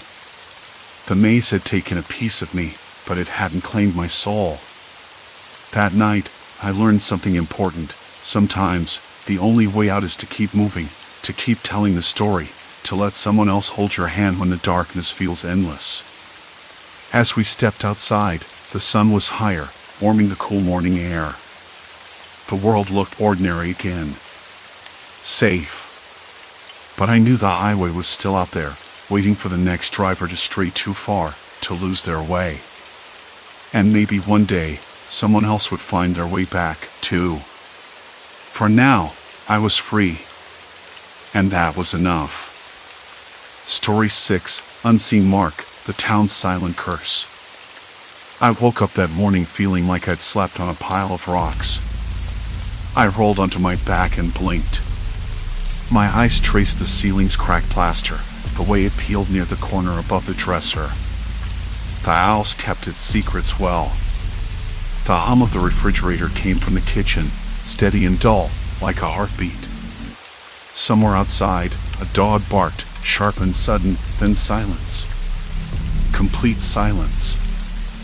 I sat up slowly, the rough cotton sheets rustling around my legs. That's when I saw it. The bruise. Not just any bruise. This one was in a place that didn't make sense. An impossible place, really. High on my left shoulder item, just below the collarbone, the skin was mottled a deep purple blue, the edges blurred like a watercolor spill. I rubbed it gently, half expecting pain, but there was none. Just this strange, heavy throb, like the bruise had weight. Like it was pressing down on something inside me. I stared at it longer than I should have. The bruise wasn't new, it had to be, or I would have noticed it before. But how? I'm not exactly a stranger to my own body. I know every scar, every freckle, every tiny imperfection. This was different. It felt like a message I couldn't read. I glanced at the clock. 7:23.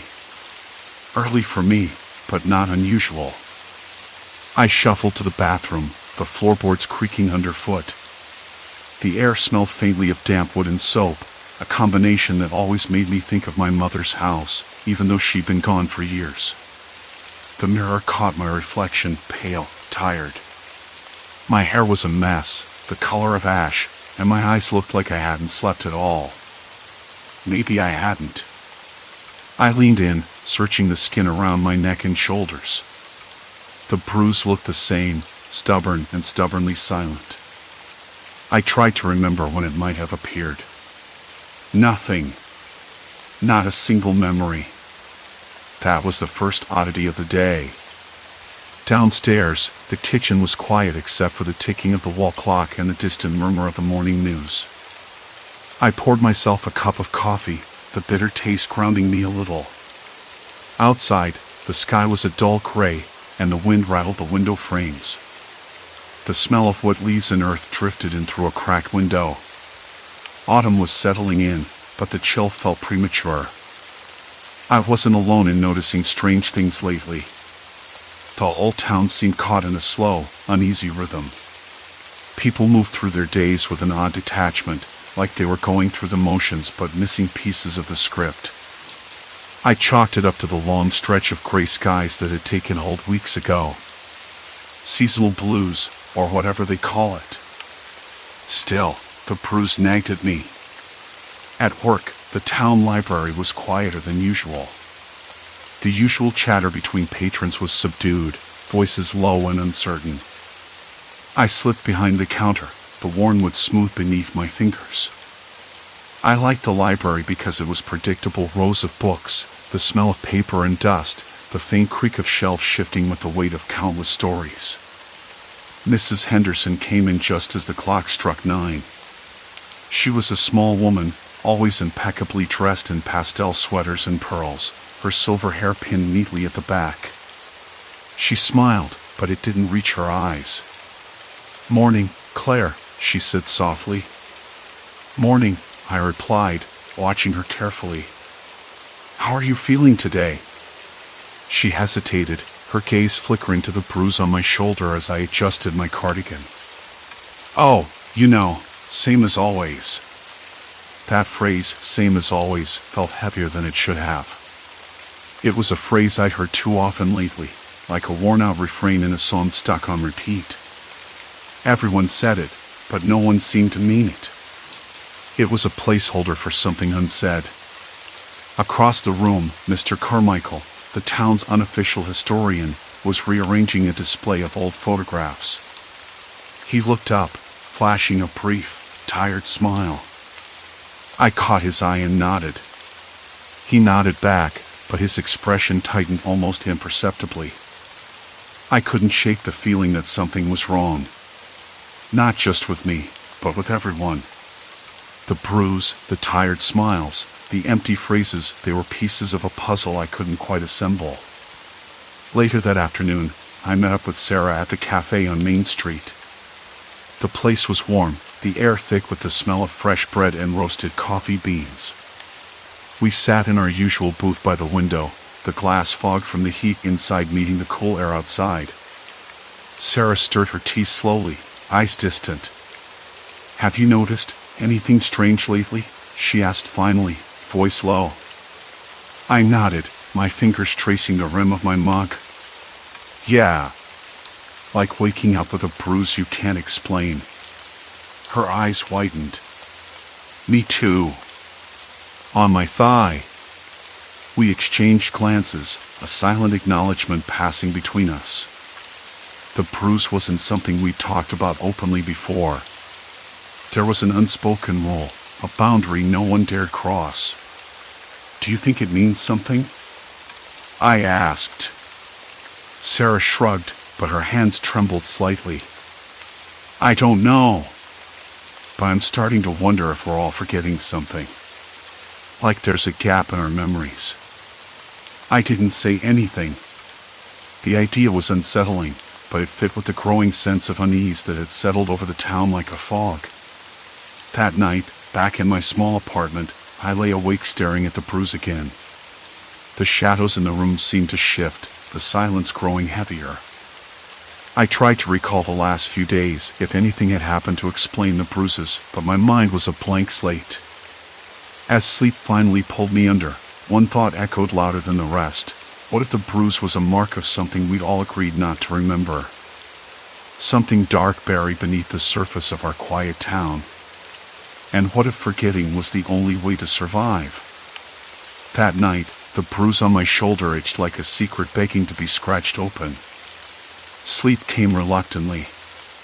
When it finally did, it wasn't peaceful. I dreamed of the town, but it was different. Streets stretched longer, houses loomed taller, and faces I thought I knew blurred into strangers.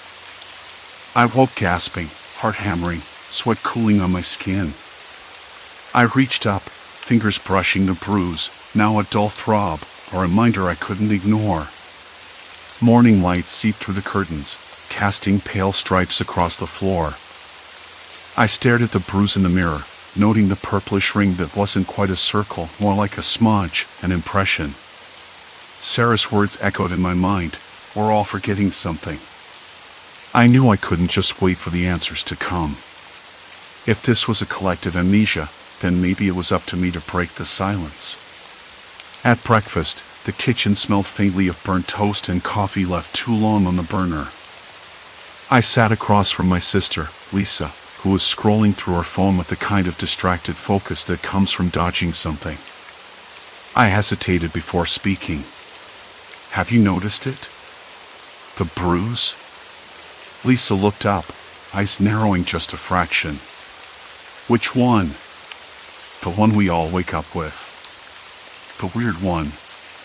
Like a mark." She sighed, setting her phone down. "I've seen it. But you're not supposed to talk about it." Her voice was low, almost a whisper. "Mom says it's nothing. Some old town superstition." I shook my head. "It's not superstition. It's real. And it's on everyone. Don't you think that's strange?" Lisa's fingers tapped the table, a nervous rhythm. "Strange, yes. But talking about it only stirs things up. You know how people get." I did know. The town had a way of swallowing up problems, burying them deep beneath polite smiles and small talk. I could almost hear the faint hum of judgment, the invisible pressure to conform. I left the house with a knot tightening in my stomach. I needed to see for myself, to gather evidence beyond whispered rumors and blurry memories. The streets were quiet, the usual bustle replaced by an eerie stillness. Even the bakery's window display was untouched, the cinnamon rolls cold under the dim light. I bumped into Mr. Hargrove near the post office, his face weathered but eyes sharp. "Morning, Tom," he said, nodding with a cautious smile. "Mr. Hargrove, can I ask you something odd?" I said, lowering my voice. "About the bruise people wake up with. Have you noticed it?" He blinked, then rubbed the back of his neck. "That again? Folks don't like to talk about it much. But yeah, I've seen it. On my wife, my kids. It's been going on for a while. Do you remember how it started?" I pressed. He hesitated, eyes darting to the street behind me. "Not really. Seems like it just appeared one morning, then every morning after. Like a bad dream you can't quite place." I nodded, feeling the weight of his words.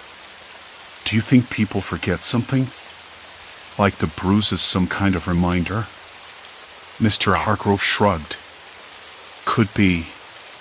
Or maybe it's just a trick of the dim light that casts long, dancing shadows, the body playing games on us.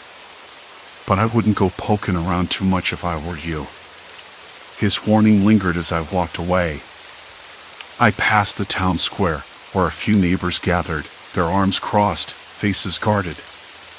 I caught snippets of conversation, mentions of the incident, the silence, "Don't ask." Curiosity gnawed at me. I stopped by the library, the scent of old paper and dust greeting me like an old friend. Mrs. Delaney, the librarian, looked up from her desk. "Tom, you're here early," she said, her voice soft but steady. "I'm looking for anything about the bruise, or anything unusual happening in town lately," I said, trying to keep my tone casual. She frowned slightly, then nodded. "There are some news clippings in the archives. Not much, but maybe something will catch your eye." Hours passed as I sifted through yellowed newspapers and brittle magazines. A pattern emerged: reports of faint commotions, odd gatherings, whispers of a town event months ago that everyone seemed reluctant to name. Nothing concrete. No clear explanation for the bruise or the collective silence. I glanced at the clock. Evening was settling in, the sky bruised in its own way with deep purples and blues. Outside, a dog barked somewhere distant, the sound sharp and out of place in the stillness. On the way home, I noticed a bruise again, this time on an elderly man's wrist as he adjusted his sleeve, and on a barista's hand as she wiped down the counter. It was everywhere, an invisible thread tying us all together. Back in my apartment, I sat at the kitchen table, running my fingers over the rough surface. The bruise itched again, a subtle pulse beneath my skin. I pulled out my phone and started a note: names, places, odd details. I had to keep track, had to find a way through the fog. Just then, my phone buzzed. It was a message from Sarah: "We need to talk. Meet me at the park. Now." I hesitated. The bruise throbbed, a dull ache that felt less like pain and more like a warning. The night air was cold, carrying the scent of rain and something metallic again. I grabbed my jacket and stepped outside. The streets were empty, shadows stretching longer and darker than they should. I kept my eyes on the park entrance where Sarah waited, her face pale but determined. "Tom," she said as I approached, voice low. "I found something." Before I could ask what, a sudden movement caught my eye, a figure slipping behind the trees, too quick to see clearly. My skin prickled, and the bruise burned hotter. "We're not alone," Sarah whispered. The night was closing in, and with it, the truth we'd all been running from. Sarah's whisper cut through the dark like an item, but it wasn't just what she said, it was how she said it. We weren't alone. The words echoed against the cold night, mingling with the rustling leaves and distant hum of a generator somewhere deep in the park. I glanced toward where the figure had slipped away, heart ratcheting up, skin crawling. "Did you see who it was?"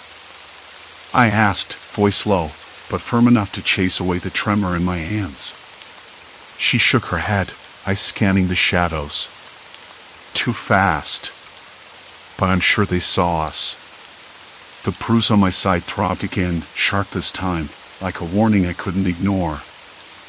I pulled my jacket tighter, trying to block out the chill that had nothing to do with temperature. The metallic smell drifted closer, mixing with the damp earth and wet leaves. It was the kind of scent that made the back of your throat dry, as if something was rotting just out of sight. "Why here?" I asked, glancing around the empty park. "Why meet in a place like this?" Sarah's gaze dropped to her hands, knuckles white. "Because it's the only place where I could find something. Something no one wants us to see." Her words didn't settle right. Not because I doubted her, but because something about the way she said it made me realize we'd crossed a line. No going back now. "All right," I said, swallowing the lump in my throat. "Show me."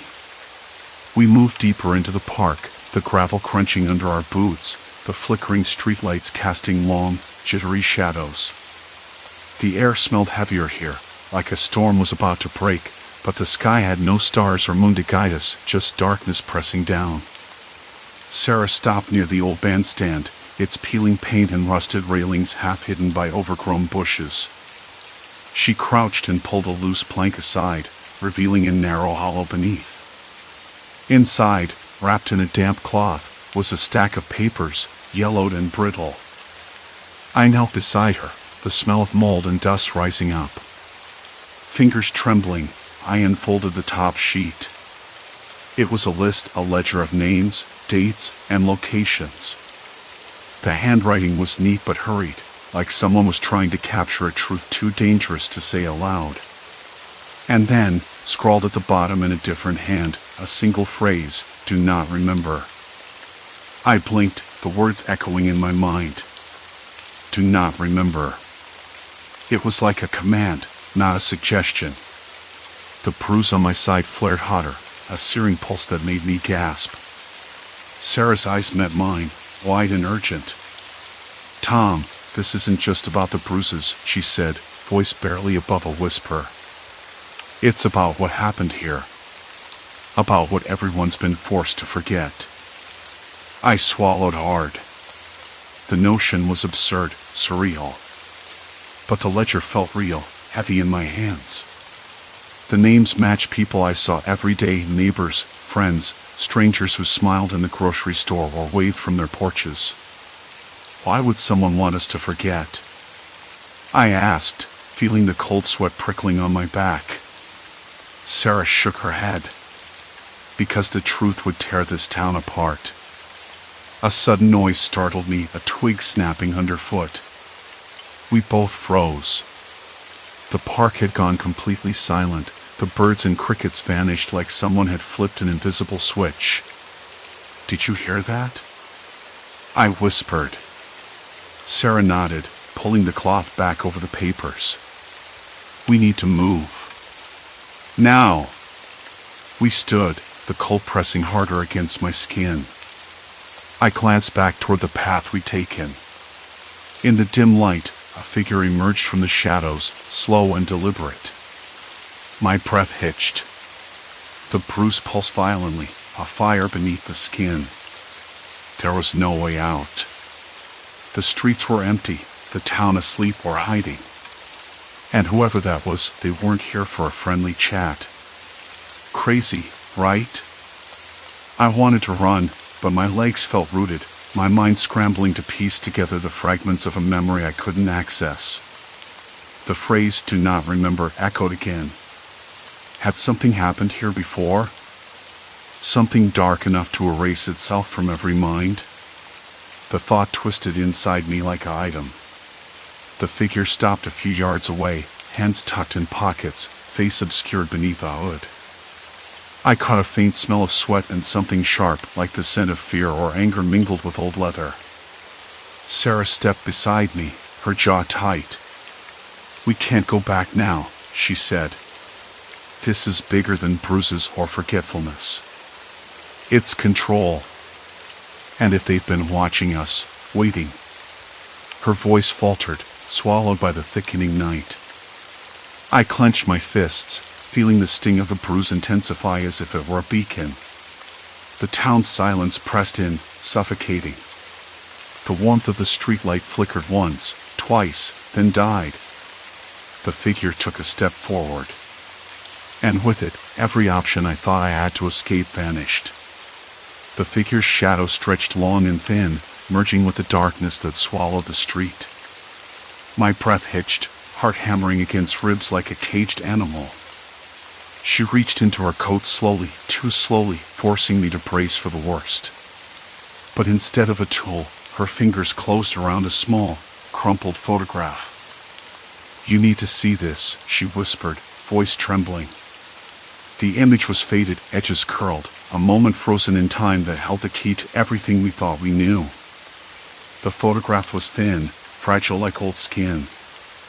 I held it up under the flickering street lamp, trying to make out the blurred shapes. The edges curled as if they'd been handled hundreds of times, but the image itself was almost indecipherable. Faces, a crowd maybe, but someone had scratched at the surface. A jagged line ran across one corner, distorting what might have been a person's profile. My hands trembled, the bruise on my wrist pulsing with some sick rhythm.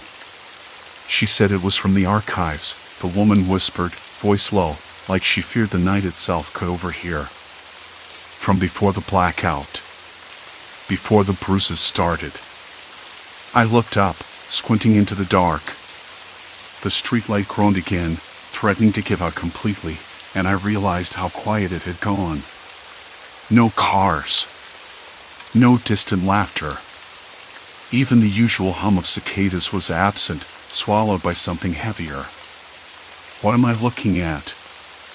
I asked, voice cracking. She swallowed, biting her lip. I don't know exactly, but I think it's a gathering. Maybe a meeting. The town council, or something else. And whoever it is, they all have the same mark as us. The bruise.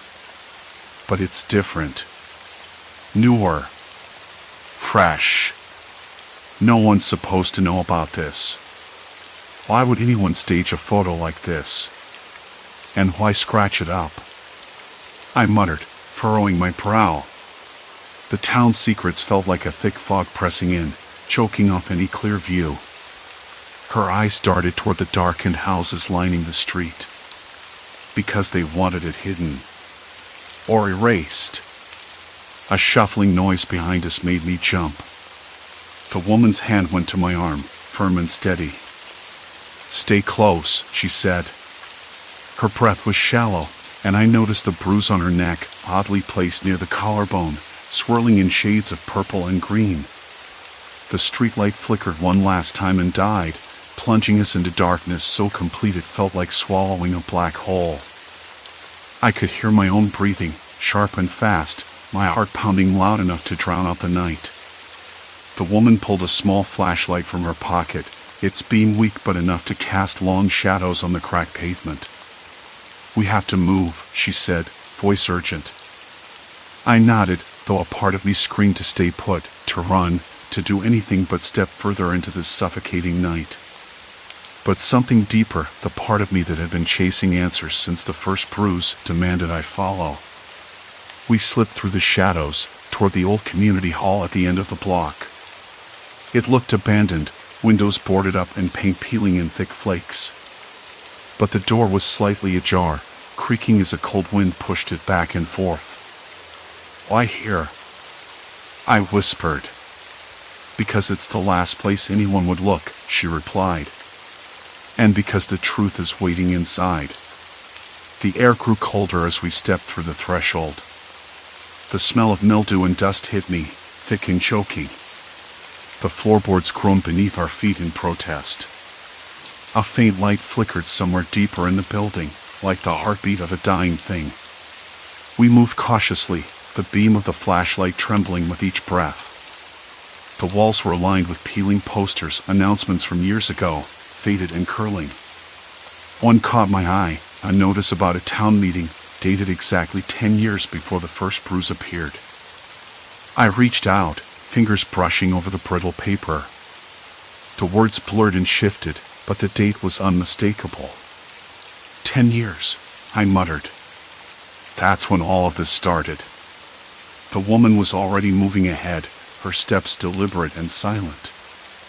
Then she stopped suddenly, motioning for me to look. Pinned to a corkboard were dozens of photographs, arranged like a grim mosaic. Faces I recognized, and others I didn't, each marked with the same strange bruise.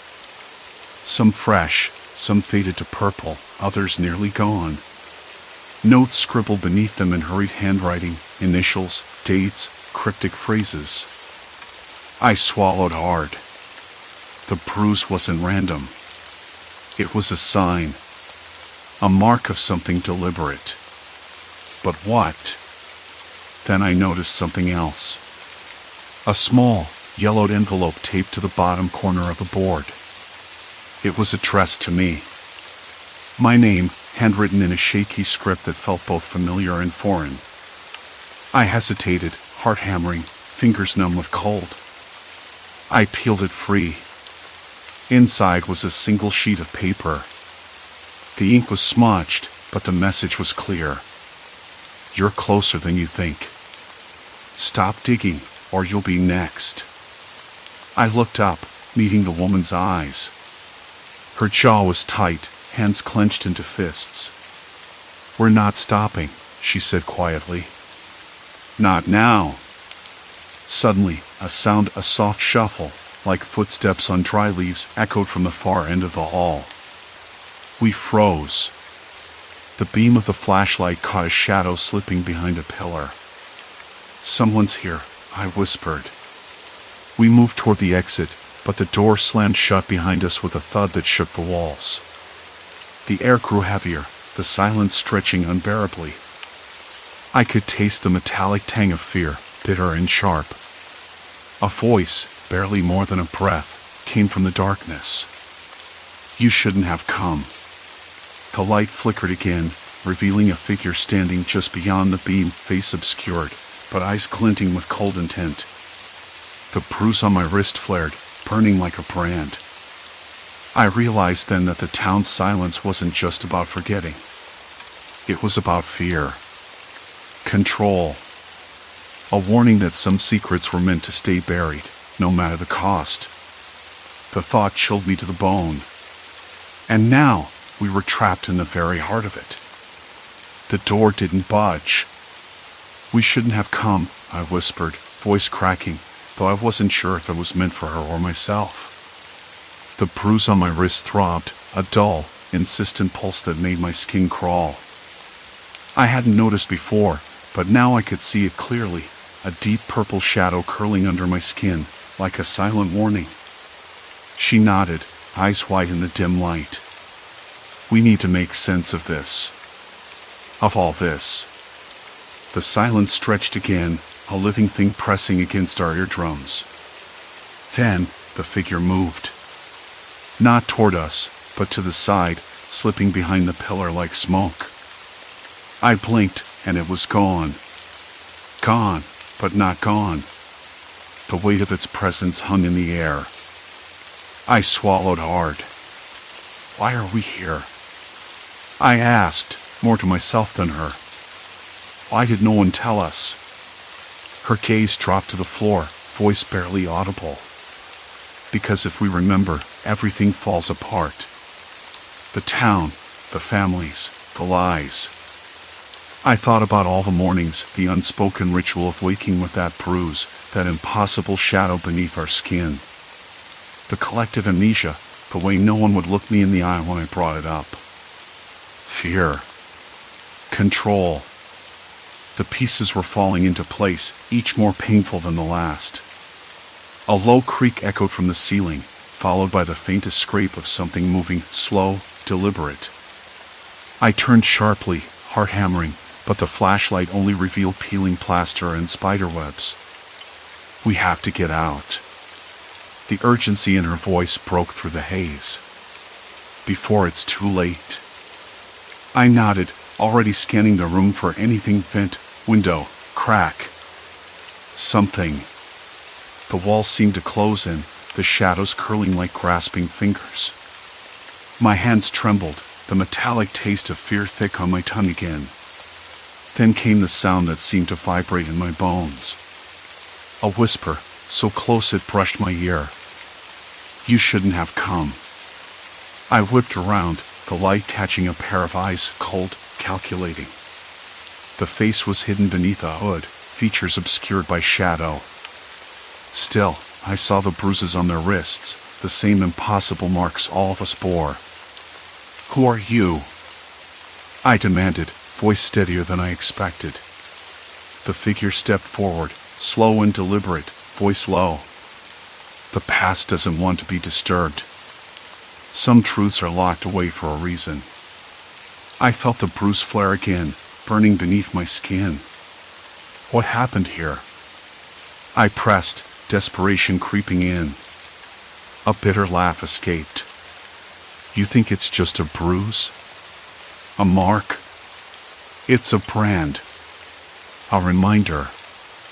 We've lost something we weren't supposed to lose. So we forget. We pretend. But the scars remain." Her eyes met mine, pleading. "If we remember, it'll destroy everything." I swallowed the lump in my throat, the weight of her words settling like concrete in my chest. All this time, I thought the bruise was a mystery, a cruel joke of fate. But it was something else entirely. A collective wound. A secret kept alive through silence and pain. The door creaked again, and this time it gave way a fraction. My heart leapt.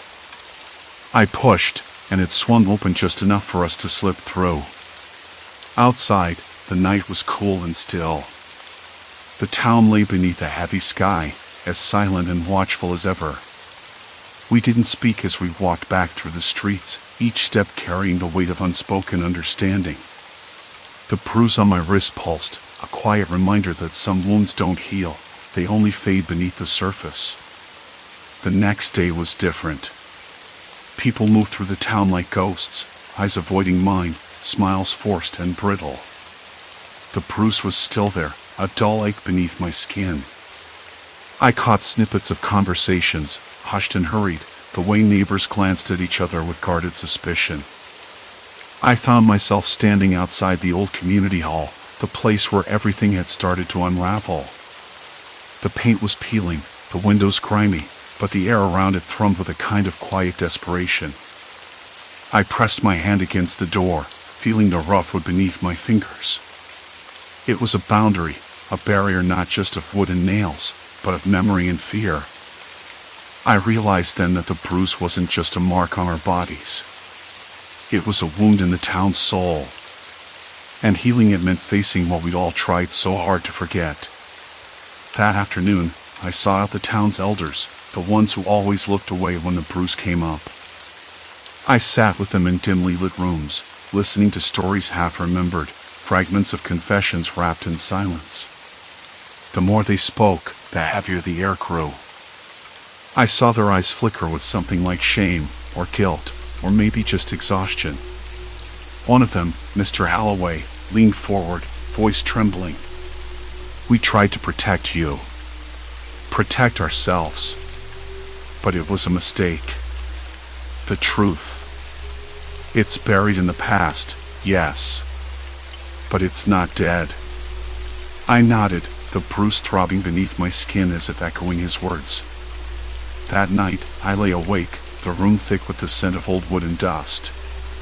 The bruise felt alive, a reminder that nothing in this town was simple or clean. The silence we'd all maintained was a fragile shield over something much darker. I thought about her, the figure in the hall, the one who warned us. Was she a ghost? No. Just another person, caught in the same web of fear and forgetfulness. The real horror wasn't in shadows or ghosts, but in what people did to protect themselves from truth. And in the end, the bruise was a map. A guide to a wound that needed to be faced if we were ever going to heal. Morning came slow. I woke with the bruise still there, a dull, aching reminder that the past wasn't done with us yet. But for the first time, I wasn't afraid. Because I knew now. The town's silence was a choice. Our forgetting was a pact. And breaking it, well, that was the beginning of something new. I stepped outside, the cold morning air biting at my skin. The streets were quiet, but beneath that quiet, something had shifted. A tension, yes, but also a fragile sort of hope. I was no longer just a bystander. No longer just the one who noticed the bruise.